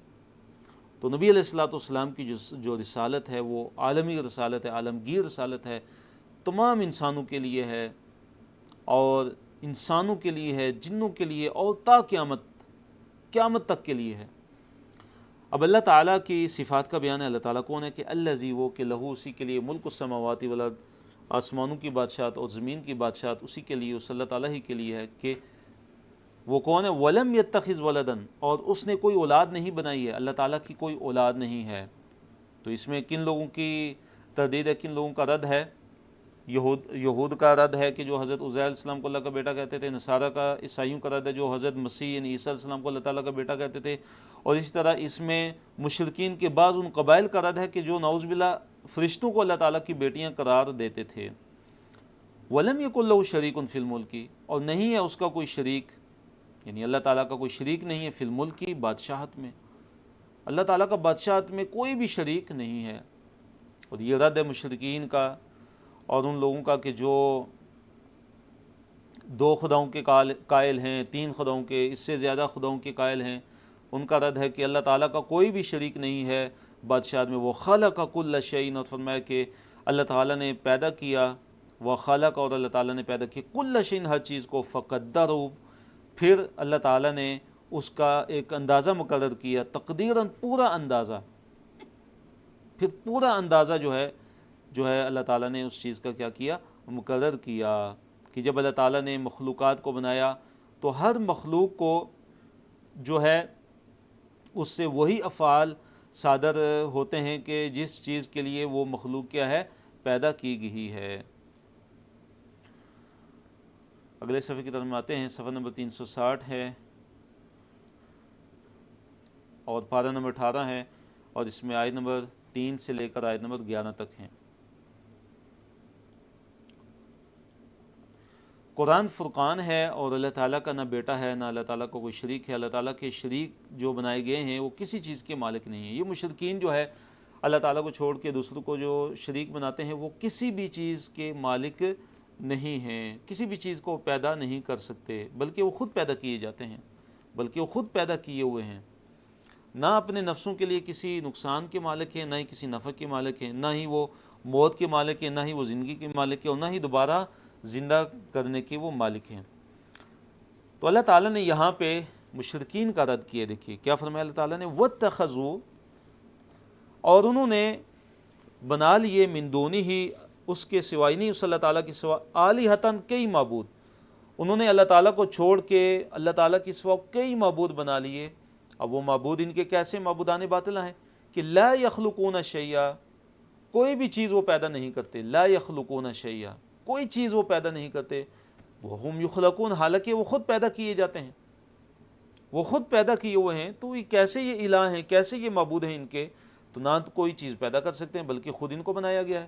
ولا یملکون، اور وہ نہیں مالک ہوتے، لانفسہم، اپنے نفسوں کے لیے، ضرًا، کسی بھی نقصان کے، نہ اپنے لیے کوئی نقصان وہ کر سکتے ہیں، ولا نفعا، اور نہ ہی کوئی نفع دے سکتے ہیں کسی کو، نہ اپنے آپ کو نہ کسی اور کو نفع دے سکتے ہیں۔ ولا یملکون، اور وہ نہیں مالک ہوتے، یعنی وہ نہیں اختیار رکھتے، موتاً، موت کا، نہ کسی کو موت دے سکتے ہیں، ولا حیاتاً، اور نہ کسی کو حیات دے سکتے ہیں، زندگی دے سکتے ہیں، ولا نشورا، نشور کسے کہتے ہیں؟ دوبارہ زندہ کرنے کو، کہ اٹھائے جانے کو۔ کہ یہ مشرکین کے جو معبودان باطلہ یہ کمزور ہیں، اتنے کمزور ہیں کہ یہ تو خود پیدا کیے ہوئے ہیں، نہ کسی کو نفع دے سکتے ہیں، نہ کسی کو نقصان دے سکتے ہیں، نہ یہ موت کے مالک ہیں، نہ یہ زندگی کے مالک ہیں، اور نہ ہی یہ دوبارہ زندہ کر سکتے ہیں کسی کو، اٹھائے جانے کے بھی مالک نہیں ہیں۔ تو دیکھیے کیسے اللہ تعالیٰ نے مشرکین کے معبودان باطلہ کی بے بسی کو بیان کیا۔ اس کے باوجود بھی یہ ان کے عقلوں پہ جو ہے وہ پردہ پڑا ہوا ہے، یہ اپنے آباء و اجداد کی پیروی میں یہ بتوں کی عبادت کرتے ہیں، اللہ تعالیٰ کو چھوڑ کے دوسروں کی عبادت کرتے ہیں، اللہ تعالیٰ کا شریک بناتے ہیں۔ وقال الذین کفروا ان ھذا الا افک۔ اب یہ دیکھیے یہاں پہ مشرکین کے جو نا قرآن پر اعتراضات کا ذکر ہے، اور ان اعتراضات کے جو ہے وہ جوابات کا ذکر ہے۔ تو قرآن پہ کافروں کا کیا اعتراض ہے، کیا انہوں نے کہا؟ وقال الذین کفروا، کہا ان لوگوں نے جنہوں نے کفر کیا، ان ھذا، ان نہیں ہے، ھذا یہ، الا مگر، افکن، ایک افک ہے، نعوذ باللہ۔ افک ہم پڑھ چکے ہیں، افک سے کیا مراد ہے؟ بارک اللہ فیکم، سورۃ النور میں ہم لفظ افک پڑھ چکے ہیں، ان الذین جاءوا بالافک عصبۃ منکم، جی بہت بڑا جھوٹ۔ افک کسے کہتے ہیں؟ جھوٹ کو کہتے ہیں، جو بڑا جھوٹ جو ہے وہ باندھا جائے۔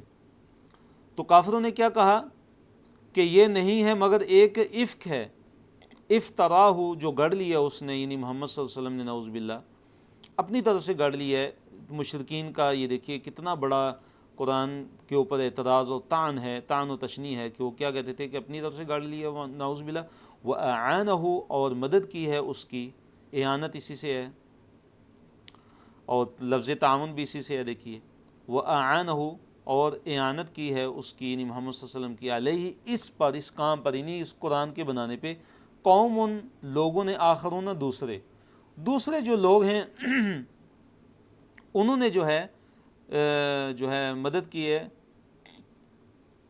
نبی علیہ الصلوۃ والسلام کی۔ تو یہ جو ہے مشرکین کیا کرتے تھے؟ طعن و تشنیع کرتے تھے قرآن کے اندر، کیا کہتے تھے کہ محمد صلی اللہ علیہ وسلم نے یہ کتاب گھڑنے میں یہود سے مدد لی ہے، نعوذ باللہ، یا ان کے جو کچھ جو موالی ہیں ان سے مدد لی ہے، نعوذ باللہ۔ تو یہ جو ہے جھوٹ جو ہے گڑھتے تھے، نبی علیہ الصلوۃ والسلام پر جھوٹ باندھتے تھے۔ فقط جاءوا ظلما وزورا، تو اللہ تعالیٰ نے فرمایا کہ فقط جاءوا، پس وہ آ چکے ہیں، پس وہ آئے ہیں، ظلماً، ایک بہت بڑے ظلم کو، وزوراً، اور جھوٹ کو، بہت بڑے جو ہے ظلم، اور زور جو ہے جھوٹ۔ ظلم کسے کہتے ہیں؟ وضع الشیء فی غیر محلہ، کہ کسی چیز کا جو مقام اور مرتبہ ہے اس کے علاوہ کسی اور جگہ پہ اس کو رکھ دینا، یہ لفظی مطلب ہے ظلم۔ اور یہاں پہ ساتھ جو آگے وزورا جو لفظ استعمال، اس سے مراد کیا ہے؟ جھوٹ، یعنی بہت بڑا ظلم اس کا انہوں نے ارتکاب کیا، بہت بڑا جو ہے وہ جھوٹ جو ہے انہوں نے بولا ہے، کہ جب انہوں نے نعوذ باللہ اس بات کا جو دعویٰ کیا ہے اور اس بات کا الزام لگایا نبی علیہ الصلوۃ والسلام پہ۔ وقالو، اب جو ہے نبی علیہ الصلوۃ والسلام پہ ان کا طعن دیکھیے، کہ نبی علیہ الصلوۃ والسلام پر جو ہے ان کا اعتراض۔ وقالو، اور انہوں نے کہا، اساطیر الاولین، انہوں نے کیا کہا کہ یہ جو قرآن ہے، نعوذ باللہ، یہ اساطیر الاولین ہے، پچھلے لوگوں کی کہانیاں ہیں، نعوذ باللہ، افسانے ہیں، اکتتبھا، جو اس نے لکھوا لی ہیں، جو یعنی اس نے لکھوا لی، یعنی محمد صلی اللہ علیہ وسلم نے لکھوا لی ہیں، فہیہ، پس یہ تملا، پڑھی جاتی ہیں، علیہ، اس پر، یعنی محمد صلی اللہ علیہ وسلم پر، بکرۃ، صبح، واصیلا، اور شام۔ تو انہوں نے کیا کہا کہ نبی صلی اللہ علیہ وسلم پر کیا اعتراض کیا، آپ صلی اللہ علیہ وسلم پہ کیا طعن و تشنیع کی انہوں نے، مشرکین مکہ نے؟ انہوں نے کہا کہ یہ جو قرآن ہے یہ اساطیر الاولین ہے، یہ تو پچھلے جو لوگوں کی کہانیاں ہیں، افسانے ہیں صرف۔ اکتتبھا، جو لکھوا لیا اس نے، یعنی محمد صلی اللہ علیہ وسلم نے، فہیہ، پس یہ تملا، پڑھا جاتا ہے اس پر، علیہ، اس پر، بکرۃ، صبح، واصیلا، اور شام کو، کہ دوسروں کی یہ لکھوائی ہوئی باتیں ہیں کہ صبح شام آپ پر پڑھی جاتی ہیں، اور آپ یاد کر لیتے ہیں، اور پھر لوگوں کے سامنے نعوذ باللہ بیان کرنا شروع ہو جاتے ہیں۔ اب اللہ تعالیٰ نے دیکھیے کتنا زبردست جواب دیا، فرمایا کہ قل، کہہ دیجئے، انزلہ، نازل کیا اس کو، الذی، اس نے، کہ یعلم السر، جو جانتا ہے، السر، جو پوشیدہ چیزوں کو جانتا ہے، فی السماوات، آسمانوں میں، والارض، اور زمین میں، کہ قرآن کو نازل کرنے والا تو وہ اللہ تعالیٰ ہے، وہ ذات ہے، وہ اللہ تعالیٰ کہ جو آسمانوں اور زمین کی پوشیدہ چیزوں کو بھی جانتا ہے، وہ ہر پوشیدہ بات کو جو ہے وہ جانتا ہے۔ تو قرآن میں کون سی چیز غلط ہے کہ تم جو ہے قرآن کے اوپر اعتراض کرتے ہو؟ بلکہ یہ تو صحیح اور سچی بات ہے، یہ قرآن، اور یہ اللہ تعالیٰ کا نازل شدہ ہے، اور اس اللہ تعالیٰ کی طرف سے نازل شدہ ہے کہ جو آسمانوں میں اور جو زمین میں السر یعنی جو پوشیدہ باتیں ہیں ان کا پورا جاننے والا ہے، انہ بے شک وہ اللہ تعالیٰ کان ہے غفوراً بہت زیادہ نہایت بخشنے والا، رحیماً اور بہت زیادہ رحم کرنے والا۔ اور مشرکین کا نبی علیہ الصلوۃ والسلام کی بشریت پر اعتراض دیکھیے کہ مشرکین یہ اعتراض کرتے تھے اور ان کی عقل میں نہیں آتا تھا، وہ یہ کہتے تھے کہ یہ کیسے ہو سکتا ہے کہ ایک جو بشر، ایک انسان وہ رسول بن گیا۔ وہ کہتے تھے کہ یہ ایسا نہیں ہے، کیسے یہ رسول بن گیا، وہ اعتراض کرتے تھے۔ وقال، اور انہوں نے کہا ما لی کیا ہے، ما کیا ہے، لیے ہاذا یہ، الرسول رسول، وہ کہتے تھے کہ ما لی ہاذا الرسول، کہ اس رسول کو کیا ہو گیا ہے، یعنی یہ کیسا رسول ہے کہ یأکل الطعام، یہ کھاتا ہے کھانا، ویمشی، اور چلتا ہے فی الاسواق، بازاروں میں، کہ یہ کیسا رسول ہے کہ جو کھانا بھی کھاتا ہے اور جو بازار ہیں ان میں بھی چلتا پھرتا ہے، مطلب خرید و فروخت، یہ تجارت۔ لولا انزل، کیوں نہ نازل کیا گیا، الیہ، اس کی طرف، ملکن، ایک فرشتہ، فیکون، پس وہ ہو جاتا، معہ، اس کے لیے، اس کے ساتھ، نذیراً، ڈرانے والا۔ تو کیا انہوں نے اعتراض کیا، انہوں نے کیا کہا کہ کوئی فرشتہ محمد صلی اللہ علیہ وسلم کے ساتھ کوئی نازل ہوتا کہ جو ہمیں تصدیق کر کے بتاتا کہ ہاں یہ واقعی اللہ تعالیٰ کے نبی ہیں، کہ اب ان پر ایمان لے آؤ، یہ سچے نبی ہیں، اگر تم میں سے جو ایمان نہیں لائے گا اس کو عذاب ملے گا۔ تو کہتے تھے کہ یہ ایسا جو ہے نا، ایک ایسی چیز ہونی چاہیے تھی کہ یا تو فرشتہ نازل ہوتا رسول کے طور پہ، یہ کیسے ہو گیا کہ یہ بشر جو ہے وہ رسول ہے، یہ ایک انسان ہماری طرح کھاتا پیتا، ہماری طرح جس کی ضروریات ہیں، تو ہماری طرح یہ انسان ہے، تو یہ کیسے رسول ہو سکتا ہے؟ تو وہ اس لیے انکار کرتے تھے نبی علیہ الصلوۃ والسلام کا، اور ساتھ کیا کہتے تھے، ہاں اگر رسول ہوتا تو کوئی فرشتہ ہوتا، کوئی فرشتہ ہم پر نازل ہوتا رسول بن کر، تو پھر ہم اس پر ایمان لے آتے۔ چلو اگر فرشتہ جو ہے وہ رسول بن کر نہیں آ سکتا تو اس رسول کے ساتھ ہی چلو وہ کم از کم آ جائے اور اس کی مدد کرے، اور اس کے ساتھ جو ہے ہمیں ساتھ ساتھ بتاتا رہے کہ یہ اللہ کے رسول ہیں، ان پر ایمان لاؤ، تو ہم ایمان لے آتے۔ تو اصل میں وہ جو ہے نشانی جو طلب کرتے تھے، اس طرح کی جو نشانیاں وہ طلب کرتے تھے، تو ان کا مقصد ایمان لانا نہیں ہوتا تھا، بلکہ ان کا مقصد کیا تھا، ہٹ درمی تھا، اور اس وجہ سے وہ ایمان نہیں لاتے تھے۔ او یلقا الیہ کنزن، او یا یلقا، ڈالا جاتا، الیہ، اس کی طرف، کنزن، کنز، خزانہ، کنز کسے کہتے ہیں، خزانے کو، یعنی یہ ہے کہ محمد صلی اللہ علیہ وسلم پر آسمان سے کوئی جو ہے کوئی کنز ہی جو ہے کوئی خزانہ ہی اتار دیا جاتا کہ ان کی بڑی شان و شوکت ہوتی اور دنیا کا مال و متاع بہت زیادہ ان کے پاس ہوتا، کنز، خزانے ہوتے ان کے پاس۔ او تکون لہ جنت، یا ان کے لیے کیا ہوتا، ایک باغ ہوتا، یأکل منہا، کہ جس میں سے یہ کھایا کرتے۔ وقال الظالمون، اور ظالموں نے کہا، ان تتبعون، نہیں تم اتباع کرتے، نہیں تم پیروی کرتے، الا مگر، رجلاً، ایک ایسے آدمی کی، مسحوراً، جو سحر زدہ ہے، جس پہ سحر کیا گیا ہے، جو جادو زدہ ہے۔ تو نعوذ باللہ، انہوں نے کیا کہا کہ تم تو ایسے ایک بندے کی پیروی کر رہے ہو کہ جس پہ تو جادو کیا گیا ہے۔ اور دیکھیے ہم پہلے پڑھ چکے ہیں، یہ آ چکے کہ فرعون نے بھی موسیٰ علیہ السلام کو یہی کہا تھا، فرعون نے بھی یہی کہا تھا موسیٰ علیہ السلام کو کہ یہ جو ہے، میں تو موسیٰ، میں تو یہ سمجھتا ہوں کہ تو سحر زدہ، تیرے پہ جادو کیا ہوا ہے۔ انظر کیف ضربوا لک الامثال، اللہ تعالیٰ نے فرمایا کہ انظر، دیکھیے نبی صلی اللہ علیہ وسلم، کیف، کیسے، ضربوا، تمہارے لیے یہ مثالیں بیان کرتے ہیں، لکا، آپ کے لیے، الامثال، مثالیں، اے نبی صلی اللہ علیہ وسلم آپ دیکھیے کہ کیسے آپ کے لیے مثالیں بیان کرتے ہیں۔ نعوذ باللہ، کبھی شاعر کہتے ہیں، کبھی کاہن کہتے ہیں، کبھی جو ہے نجومی کہتے ہیں، کبھی جادوگر کہتے ہیں، کبھی کیا کہتے ہیں، کسی ایک بات پر بھی متفق نہیں، کیسی جو ہے مثالیں آپ کے لیے بیان کرتے ہیں۔ فضلوا، پس وہ گمراہ ہو چکے ہیں۔ اللہ تعالیٰ نے فرمایا پس وہ گمراہ ہو چکے ہیں، فلا یستطیعون سبیلا، پس وہ سیدھے راستے کی استطاعت وہ نہیں رکھتے، پس وہ سیدھے راستے کی طرف نہیں آ سکتے، کہ ایسے گمراہ ہوئے ہیں کہ رائے راست پر ابھی آ ہی نہیں سکتے۔ تبارک الذی ان شاء، تبارک، بابرکت ہے، الذی، وہ ذات، کہ ان شاء، اگر وہ چاہے، جعل، بنا دے، اے نبی صلی اللہ علیہ وسلم، لکا، آپ کے لیے، خیراً من ذالک، اس سے زیادہ بہتر۔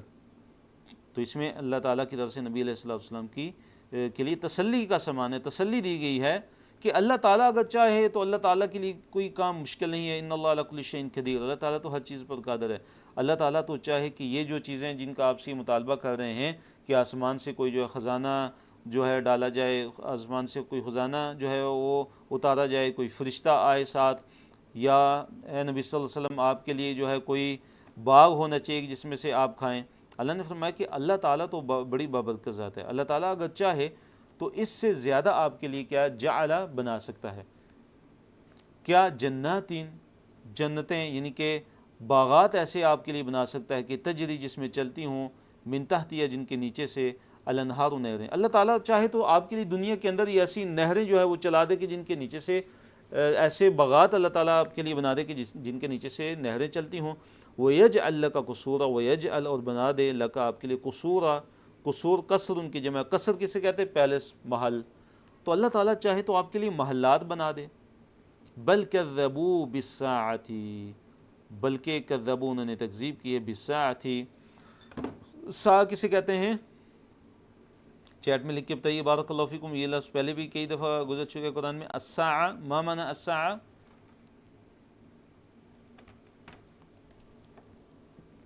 جی لفظی مطلب ہے ایک گھڑی، ایک وقت، اور مراد یہاں پہ کیا ہے؟ قیامت کی گھڑی، قیامت۔ بلکہ انہوں نے الساعہ، اس گھڑی کی کیا ہے؟ تکذیب کی ہے، یعنی اس کو جھوٹا قرار دے دیا۔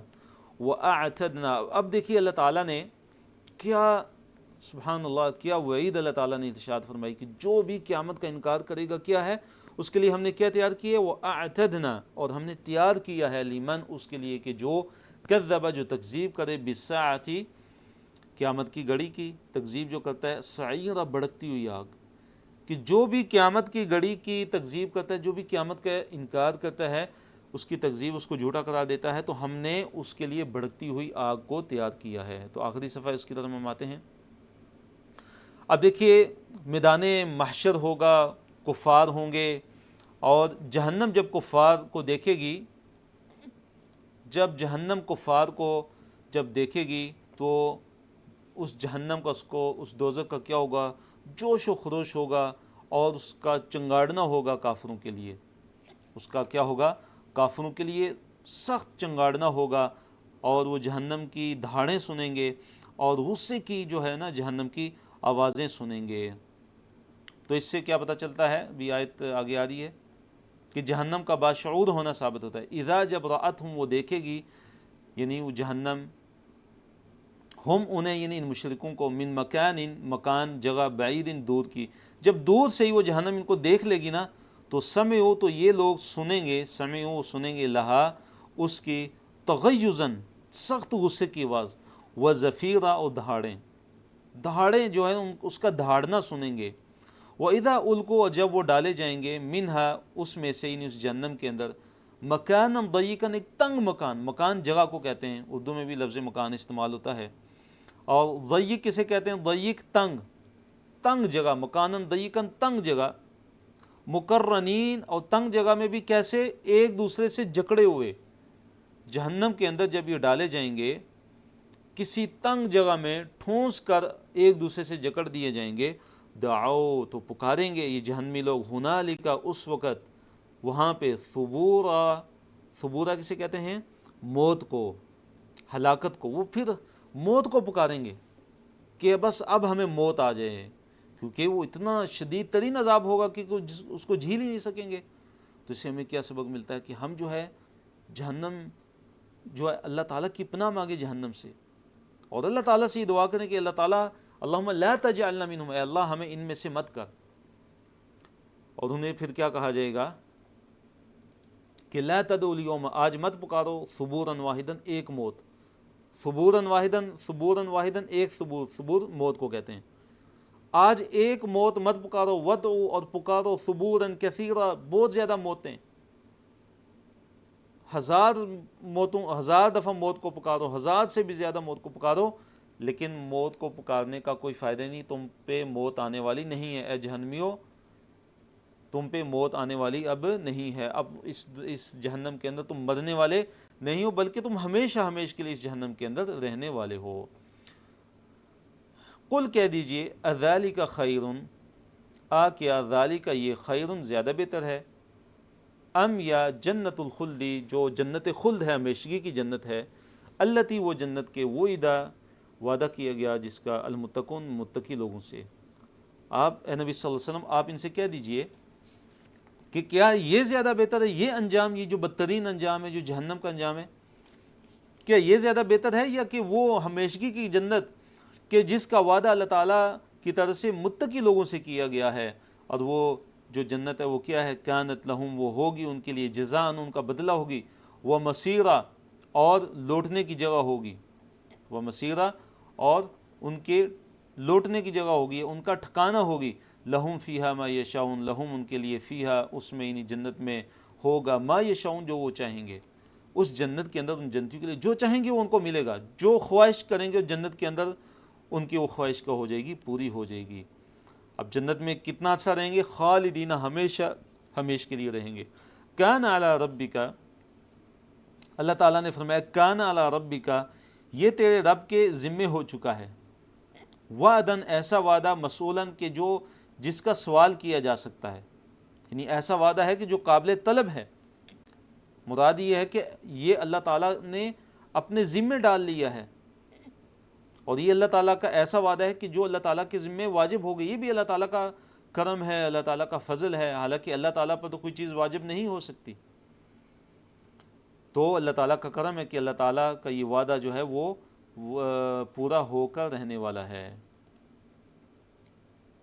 وَيَوْمَ يَحْشُرُهُمْ وَمَا يَعْبُدُونَ مِن دُونِ اللَّهِ، اور جس دن وَيَوْمَ آیت نمبر 17، وَيَوْمَ اور جس دن یحشرہم وہ ان کو جمع کرے گا، ان کو اکٹھا کرے گا، وَمَا يَعْبُدُونَ اور ان کو کہ جن کی وہ عبادت کرتے تھے، مِن دُونِ اللَّهِ اللہ تعالیٰ کے علاوہ، یعنی قیامت کا دن ہوگا تو اللہ تعالیٰ اکٹھا کریں گے عبادت گزاروں کو بھی جو معبودان باطلہ کی عبادت کرتے تھے، اور ان کے جو معبود ہیں ان کو بھی اللہ تعالیٰ اکٹھا کریں گے، ان کو جمع کریں گے، اور پھر اللہ تعالیٰ ان کے معبودوں کو بولیں گے کہ ذرا یہ تو بتاؤ کہ کیا تم نے میرے ان بندوں کو جو ہے وہ گمراہ کیا تھا یا کہ وہ خود بھٹکے ہوئے تھے۔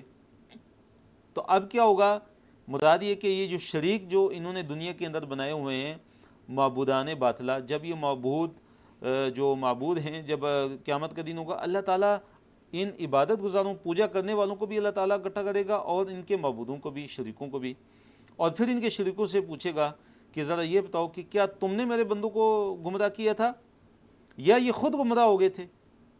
تو آگے سے وہ کیا جواب دیں گے شریک ان کے، وہ کہیں گے اے اللہ تو پاک ہے، پہلے مفہوم سمجھ لیجئے، وہ کیا کہیں گے، اے اللہ تو پاک ہے، ہمارے تو یہ لائق نہیں ہے کہ اے اللہ ہم تیرے علاوہ کسی کو اپنا کارساز بنائیں، اپنا جو دوست بنائیں، اپنا ولی بنائیں، تو وہ انکار کر دیں گے۔ اور یہ جو اب دیکھیے ایک اصول ہے جو قرآن میں بیان ہوا ہے، اور ایک بات جو ذکر ہے وہ یہ ہے کہ جب قیامت کا دن ہوگا تو جو شریک ہیں وہ اپنے عبادت گزاروں کے دشمن بن جائیں گے، اور ان سے اعلان برات کریں گے، ان سے کیا کریں گے، اعلان برات کریں گے، اور ان سے کہیں گے کہ ہم نے تو تمہیں اپنی عبادت کا حکم دیا ہی نہیں تھا۔ جی، وَيَوْمَ يَحْشُرُهُمْ وَمَا يَعْبُدُونَ مِن دُونِ اللَّهِ فَيَقُولُ پس وہ کہے گا یعنی اللہ تعالیٰ یعنی ان شریکوں سے، أَأَنْتُمْ کیا تم نے، اضللتم گمراہ کیا تھا، عبادی میرے بندوں کو، هؤلاء میرے ان بندوں کو کیا تم نے گمراہ کیا تھا، ام یا ہم ضلوا کہ وہی گمراہ ہوئے تھے، السبیلا راستے کو، یا کہ وہی یہ میرے بندے یہ جو پوجا کرنے والے، شرک کرنے والے، کیا یہ خود گمراہ ہو گئے تھے یا تم لوگوں نے ان کو جو ہے گمراہ کیا تھا۔ یعنی مراد یہ کہ کیا تم نے میرے بندوں کو اپنی عبادت کرنے کا حکم دیا تھا یا یہ اپنی مرضی سے تمہاری عبادت کر کے گمراہ ہوئے۔ تو وہ جواب میں کیا کہیں گے، قالو وہ کہیں گے سبحانک تو پاک ہے، ما کان ینبغی لنا ہمارے جو ہے وہ لائق نہیں ہے، ان نتخذ من دونک من اولیاء کہ اللہ ہم تیرے علاوہ کسی کو جو ہے وہ اولیاء بنائیں، کسی کو اپنا جو ہے مددگار بنائیں اور کارساز بنائیں، ہمارے یہ لائق نہیں ہے کہ اللہ تیرے علاوہ ہم اولیاء بنائیں، لیکن متعتہم اے اللہ تو نے انہیں سامان دیا، مراد کیا ہے، دنیا کا مال، اسباب، اسودگیاں اور فراوانی اللہ تو نے ان کو عطا فرمائی۔ متع یمتع چیپٹر کون سا ہے، علم یعلم، اور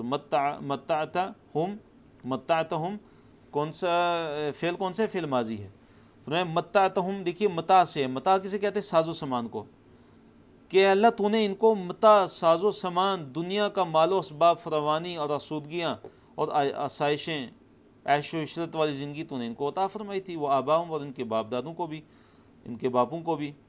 حتیٰ اب کیا ہوا کہ دنیا کا جب مال و متاع ان کو ملا اور آسائشیں ملی، آسودگیاں ملی، تو کیا ہوا کہ حتیٰ نسو، یہاں تک کہ وہ بھول گئے، الذکر، ذکر کو، یہاں تک کہ تیری یاد کو یہ جو ہے بھول گئے تھے، اور پھر انہوں نے شرک کیا۔ وَكَانُوا قَوْمًا بُورًا، اور یہ تھے ہی ہلاک ہونے والی قوم۔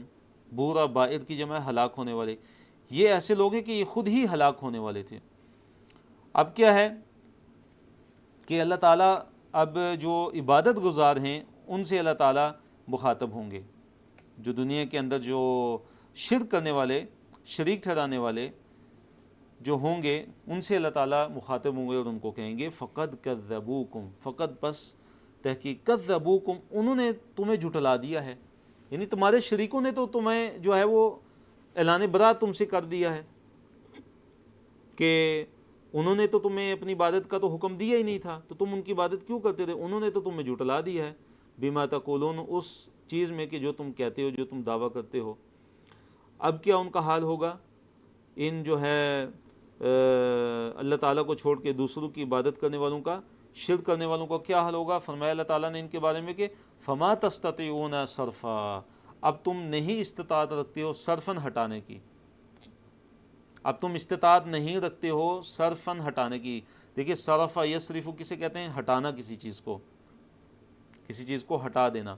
تو صرفاً سے مراد کہ یہاں اب جو ہے، اب تم جہنم کی آگ اپنے آپ سے ہٹانے والے نہیں ہو، اب تم جہنم کی آگ کو اپنے آپ سے نہیں ہٹا سکتے، نہ ہی اپنے آپ سے ہٹا سکتے ہو، نہ ہی کسی دوسرے سے تم ہٹا سکتے ہو، اور ولا نصرا، اور نہ ہی تم مدد کر سکتے ہو، نہ ہی کوئی دوسرا تمہاری مدد کر سکتا ہے۔ وَمَن يَظْلِم مِّنْكُمْ، اور اللہ نے فرمایا وَمَن يَظْلِم، اور جو بھی ظلم کرے گا، منکم، تم میں سے، نُذِقْهُ، ہم اسے چکھائیں گے، عذاباً، عذاب، کبیراً، بہت بڑا۔ جو بھی ظلم کرے گا اللہ تعالیٰ کا، اس کے لیے اللہ تعالیٰ کی کیا وعید ہے کہ اللہ تعالیٰ اس کو بڑے عذاب کا مزہ جو ہے وہ اس کو چکھائے گا، بڑے عذاب میں اس کو اللہ تعالیٰ ڈالے گا۔ اور ظلم سے یہاں مراد کیا ہے؟ مفسرین نے لکھا ہے یہاں پہ ظلم سے مراد شرک ہے، کہ جو شرک کرے گا اللہ تعالیٰ اس کو بہت بڑا عذاب اس کو دے گا۔ وَمَا أَرْسَلْنَا قَبْلَكَ مِنَ الْمُرْسَلِينَ، رسولوں کی بشریت کا بیان ہے یہاں پہ دیکھیے، تو اللہ تعالیٰ نے فرمایا وَمَا أَرْسَلْنَا قَبْلَكَ من المرسلین، اور نہیں بھیجے ہم نے اے نبی صلی اللہ علیہ وسلم آپ سے پہلے، من المرسلین، کوئی بھی مرسلین، کوئی بھی رسول ہم نے آپ صلی اللہ علیہ وسلم سے پہلے نہیں بھیجے، الا مگر، انہم، کہ یقیناً وہ، بے شک یقیناً وہ، لیأکلون، یقیناً وہ کھاتے تھے، الطعام، طعام یعنی کھانا، ویمشون، اور وہ چلتے تھے، فی الاسواق، جو اسواق سوق کی جمع ہے، سوق بازار کو کہتے ہیں، اور اسواق اس کی جمع ہے، کہ انبیاء جو ہے، رسول جتنے بھی اس سے پہلے آئے ہیں، وہ سارے کے سارے کھانا کھاتے تھے، اور بازاروں میں بھی چلتے پھرتے تھے، اپنے مثلا کام کے لیے یا تجارت کے لیے، خرید و فروخت کے لیے وہ بازاروں میں چلتے پھرتے تھے، وہ سارے بشر تھے۔ تو یہ مشرکین مکہ کا اعتراض، اس کا جواب دیا گیا کہ تم کہتے ہو کہ یہ رسول جو ہے اس کے ساتھ یہ فرشتہ ہونا چاہیے، یا رسول ہی فرشتہ ہو، یا اس کے ساتھ کوئی فرشتہ ہے، یہ کیسے ہے کہ ایک بشر کو کیسے اللہ تعالیٰ نے جو ہے وہ رسول بنا کر بھیجا ہے؟ تو اللہ تعالیٰ نے جواب دیا کہ اس سے پہلے جتنے بھی رسول گزر چکے ہیں، مرسلین، جتنے بھی، مرسل کی جمع مرسلین، جتنے بھی رسول گزر چکے ہیں، وہ سارے کے سارے جو ہے بشر تھے، اور وہ کھانا بھی کھاتے تھے اور بازاروں میں چلتے پھرتے تھے۔